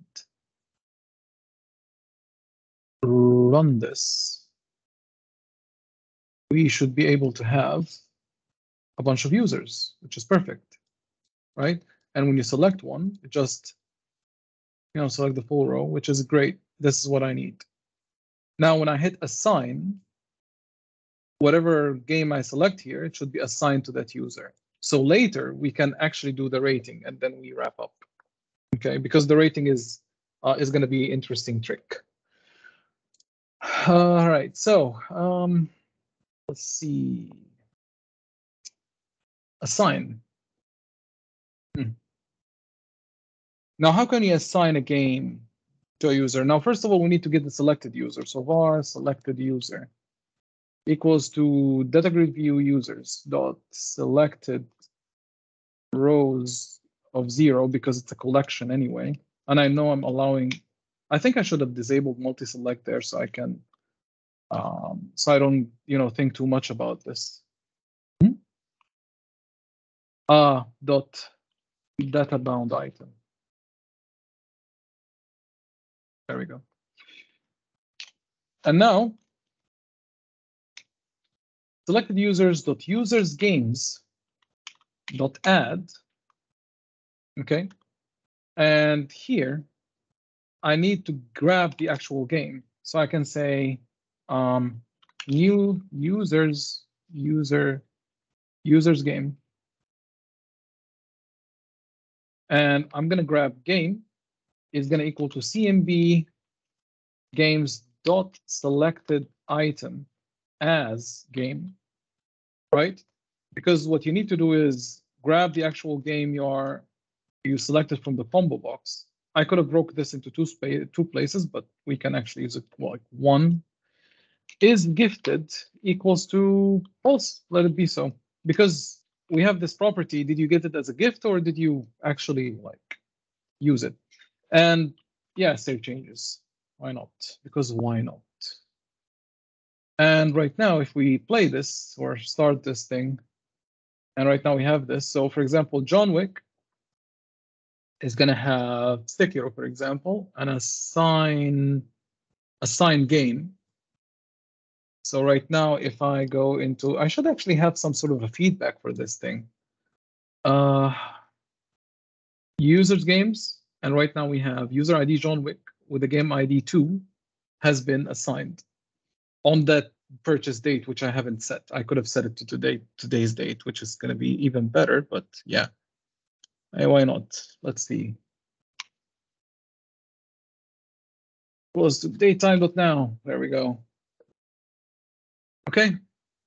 So if I run this again and grab another user, which has Hollow Knight, I'm going to assign this to him. I'm going to grab Super Mario, Gravdeck, and then assign to this guy, and then Dark Souls, I'll assign it to this guy. And if we go here, we have a bunch of guys, and they have purchased multiple games at the same day, which is fine. All right. Now that we have multiple games assigned to us, and the problem is I have to remember which one is which, because when I rate the game, you have to check, actually, do you own the game to rate it? Because you cannot rate the game which you don't own, obviously. Which I'm going to leave it for you as an exercise, to be honest. It's going to be fun.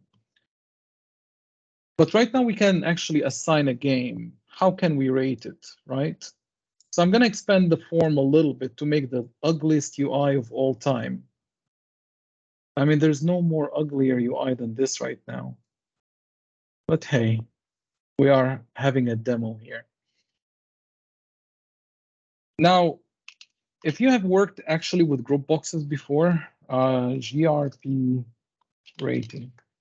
Group boxes are, simply speaking, big group controls. Now, if you actually use radio buttons, and I don't know if you have used them before, but right now you're going to see them.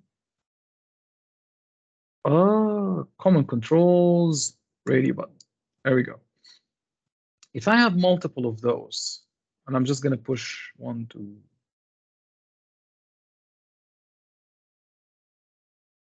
and 5 with no regards to whatsoever to anything.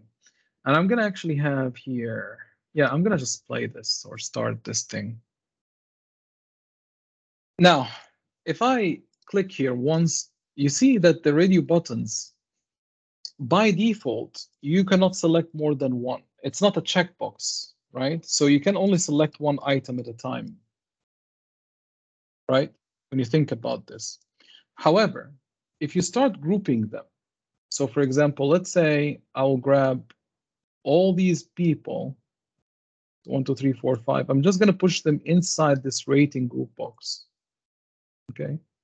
And if you start grouping them for any reason, let me copy paste this thing just for fun. Uh-oh. Okay, I didn't kill it. Good. So let's say here, if I run this.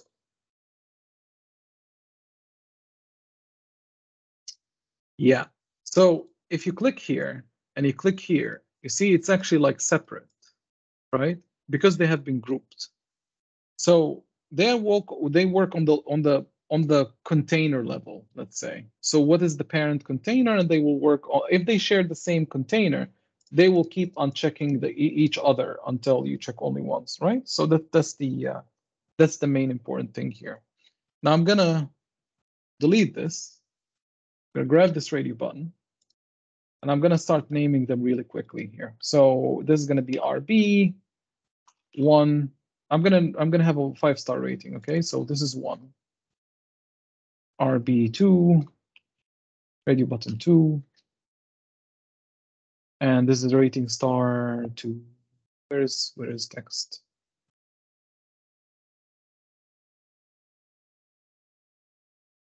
RB3, which is going to be 3. RB4, which is going to be 4. RB5, which is going to be 5. RB5.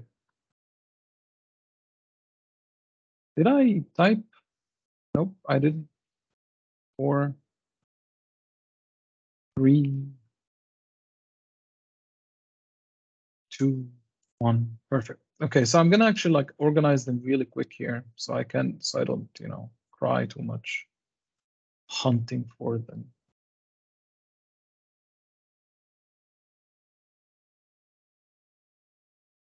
Now, assign a rating. Where is it? This is assign game to user. This is assign rating to game.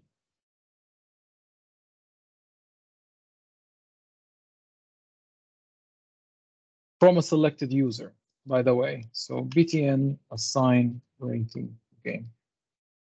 Okay, so first of all, you need to have a game selected. Second, you need to have a user who owns the game. And if the user owns the game and the game, so if the user owns the game and the game is already selected, right? So we can actually assign to it a rating.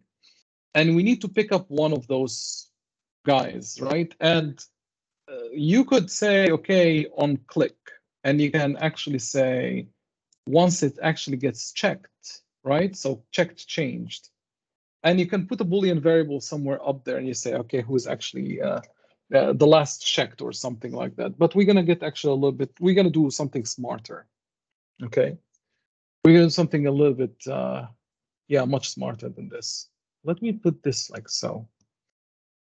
Now it's much better. Okay. Assign game rating. Okay. So first of all, we need to select the game. Just find the game which you would like to rate. And we need to find what is the user. So far selected game equal to cmb games dot selected item as game. Var selected user equals to data grid view users dot selected rows of 0 dot data bound item as user.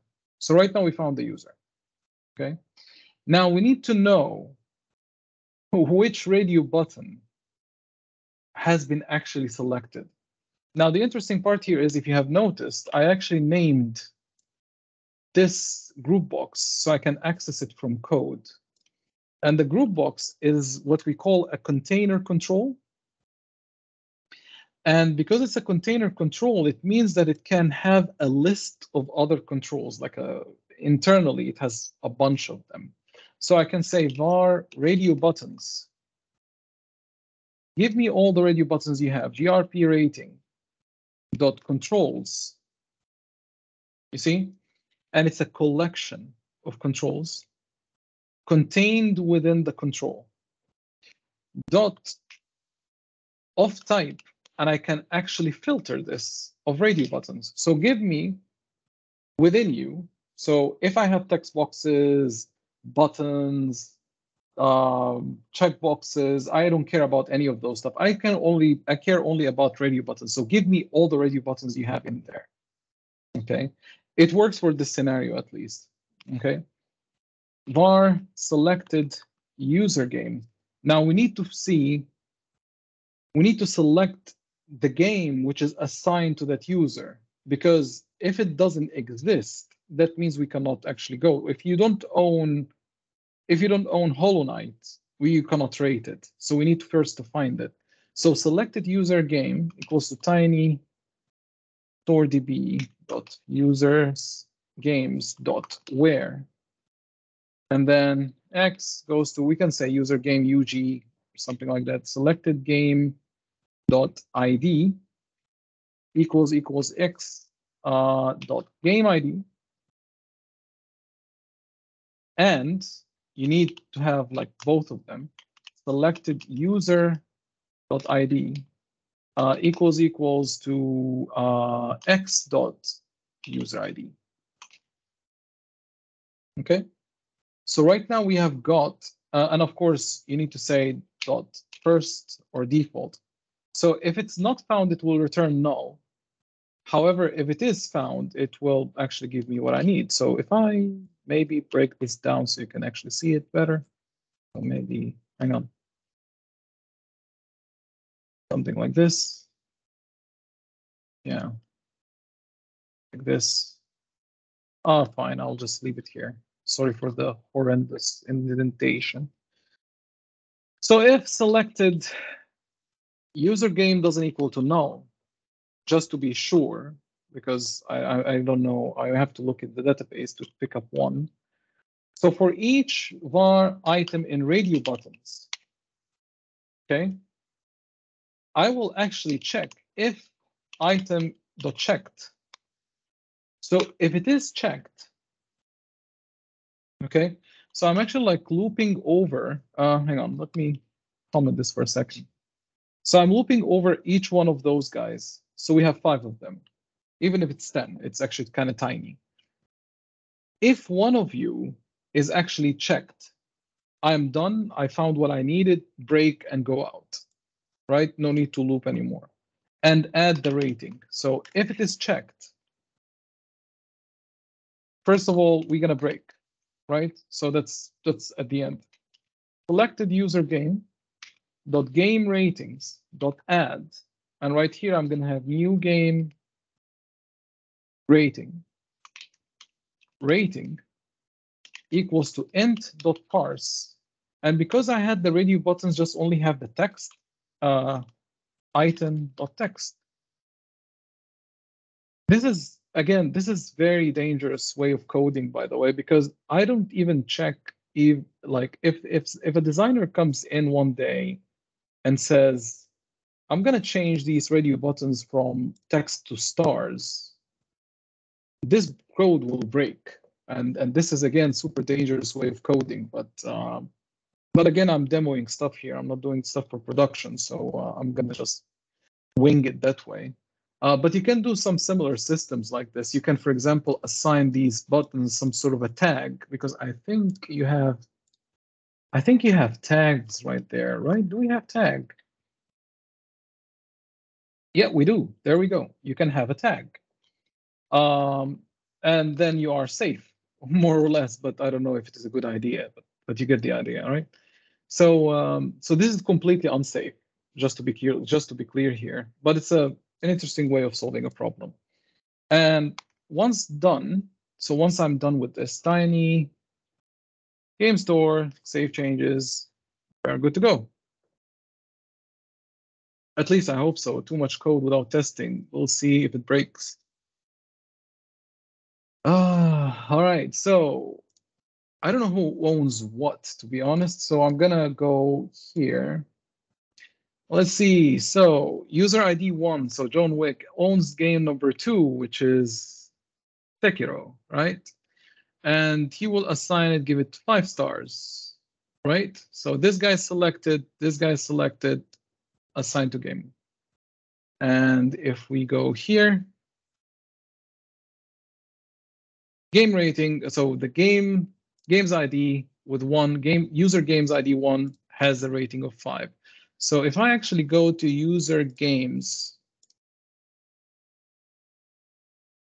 so there you go. The user ID with 1, who owns the second game, which is Sekiro, has an ID of 1, right?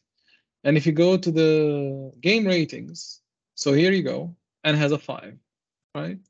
So right now we can actually rate our games. And right now I can say, I think this guy, did anybody else own the first game? So user games. So the second user owns the first game. Luckily enough, I don't have offsets. So here's 4, assigned to game. So right now if I go here, game ratings. So there you go. So the second game user game ID 2 has a rating of 4. And a user game ID 2, which is this has been purchased at that date. Game ID 1, user 2. Yeah, that's it. All right. So we can assign rating to a game, right? Which is good. I think the only thing which is left for me to show you is actually this is to be honest with you, I think this is even, I think it might be even more complicated than the exam. I think. But hey, if you can handle this, man, perfect. The exam for you is you can ace it without any issues. Now, there's one more thing I wanted to show before I wrap up because we're almost out of time here. The cover art, and I wanted to show you how you can handle a utility class like this. So the cover art is an update. You need to update the actual game with a cover art, right? So let's say you have, right now we have a bunch of games in the database that have null cover arts, right? And you would like to update that. How we are, come on guys. How we are about to do that. So I'm gonna make even the most horrendous UI even more horrendous by just even putting this thing here. So you just roll in pain watching this. Okay. Maybe I can, yeah, okay, fine. I'm gonna say for this guy, apply cover art. And this is gonna be GTN apply cover art. There you go. And this is picture box, which is gonna be PB cover art. There you go. Now, let's see. Now, first of all, we know that images are byte. I mean, right now we convert them to byte arrays all the time.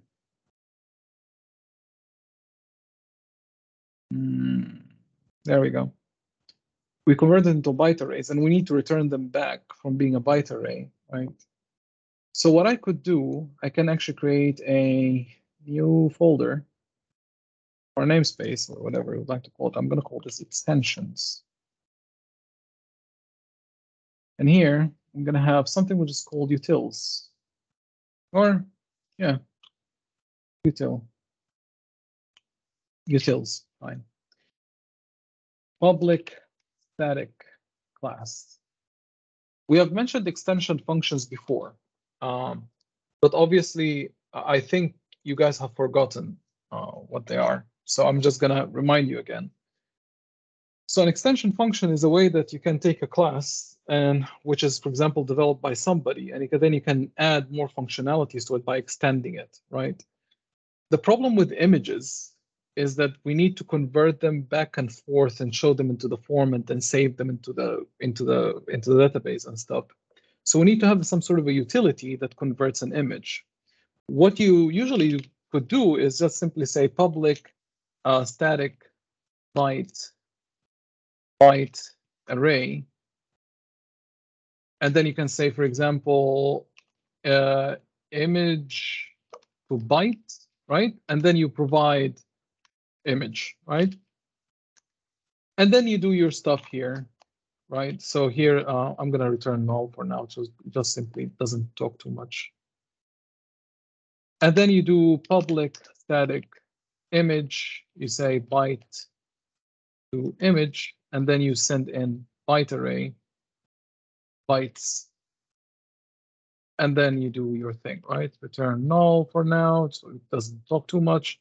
And then somewhere else in your my class, deep in another place in the project, so we don't confuse ourselves.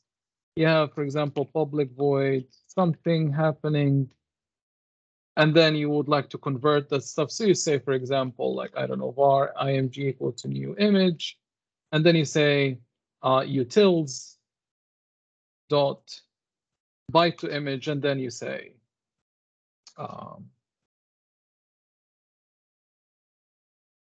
and then actually image to byte, and then you say image, right? And you put the image, and you are good to go, right? So this is var bytes, and then you go on with your life, right? So this is one way of doing this. The other way is use extension methods, meaning that we'll actually leave that here. Meaning that instead of me saying this, I'm just going to say image to byte. Sorry, I'm going to extend the image itself. So I can say this. And I'm going to have pull this to byte array just to name it nicely. Because here I'm going to have again the memory stream, ms equal to new memory stream. And right now say image.save.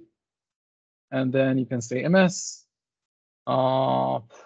system.drawing.imaging.image format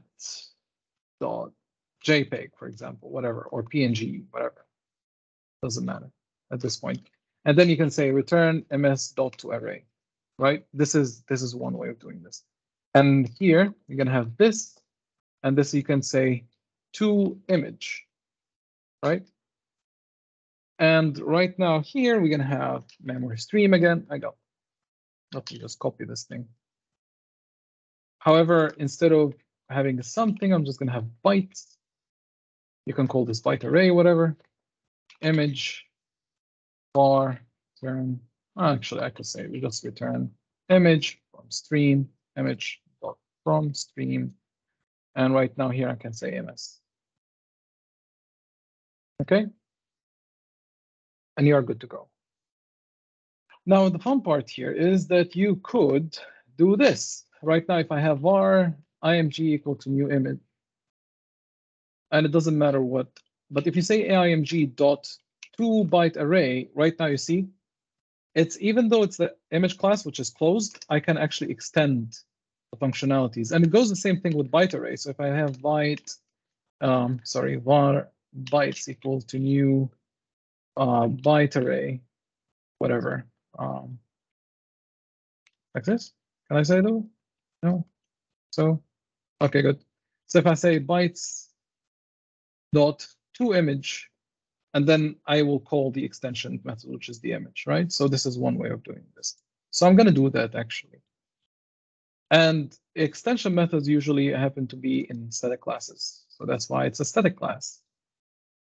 Now, since we have this capability, what I could do is that the moment I try to add a cover art, actually, okay, so this is applying the thing. I need to browse for the cover art. So if I click on the image, I will have var open file dialog, which is already have seen everything. New open file dialog. Going to be elf open file dialog dot show dialog result is okay. pb cover art dot image equals to new bitmap file name. So right now I'm just grabbing the stuff in there. Okay. Now, if I actually apply it, so I open it and I have it in there, but if I apply it, I would like to find first the selected game. So var selected game equal to cmb games dot selected item. Oh, come on. As game. And then I'm gonna have selected, selected game dot cover art. And right now I can say db cover art dot image dot to byte array. That's it. And right now I can say tiny this update, and I will send it the selected game because you need to update it. And then you save the changes because I have modified it, right? So if I go ahead and run this, and if I click here, and let me try to find first an image. So I actually selected Hollow Knight, I think. So I think I have it here somewhere. Oh boy. Oh, there we go. So here you go, Hollow Knight. If I hit apply cover art, if I go into my database, and if I go select my games, you see Hollow Knight Team Cherry and has a blob in it. And if you look at it, it's right here. So cool, you can actually even preview that in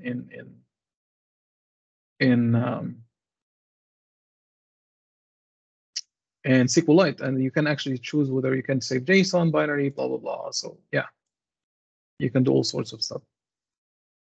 So right now we have done an interesting, like, okay, so to wrap up,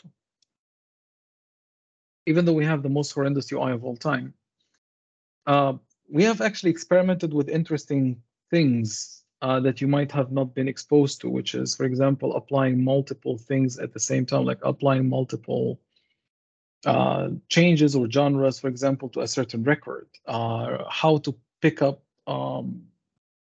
radio button values from a group box, for example, in a certain way. Extension methods has been utilized. How to work with many-to-many relationships when it comes to these kind of projects. So right now you have some sort of ideas how to approach certain things. Again, this might be even like a tiny bit complicated than the exam, but yeah, hopefully this is it. I'll stop this right now there. And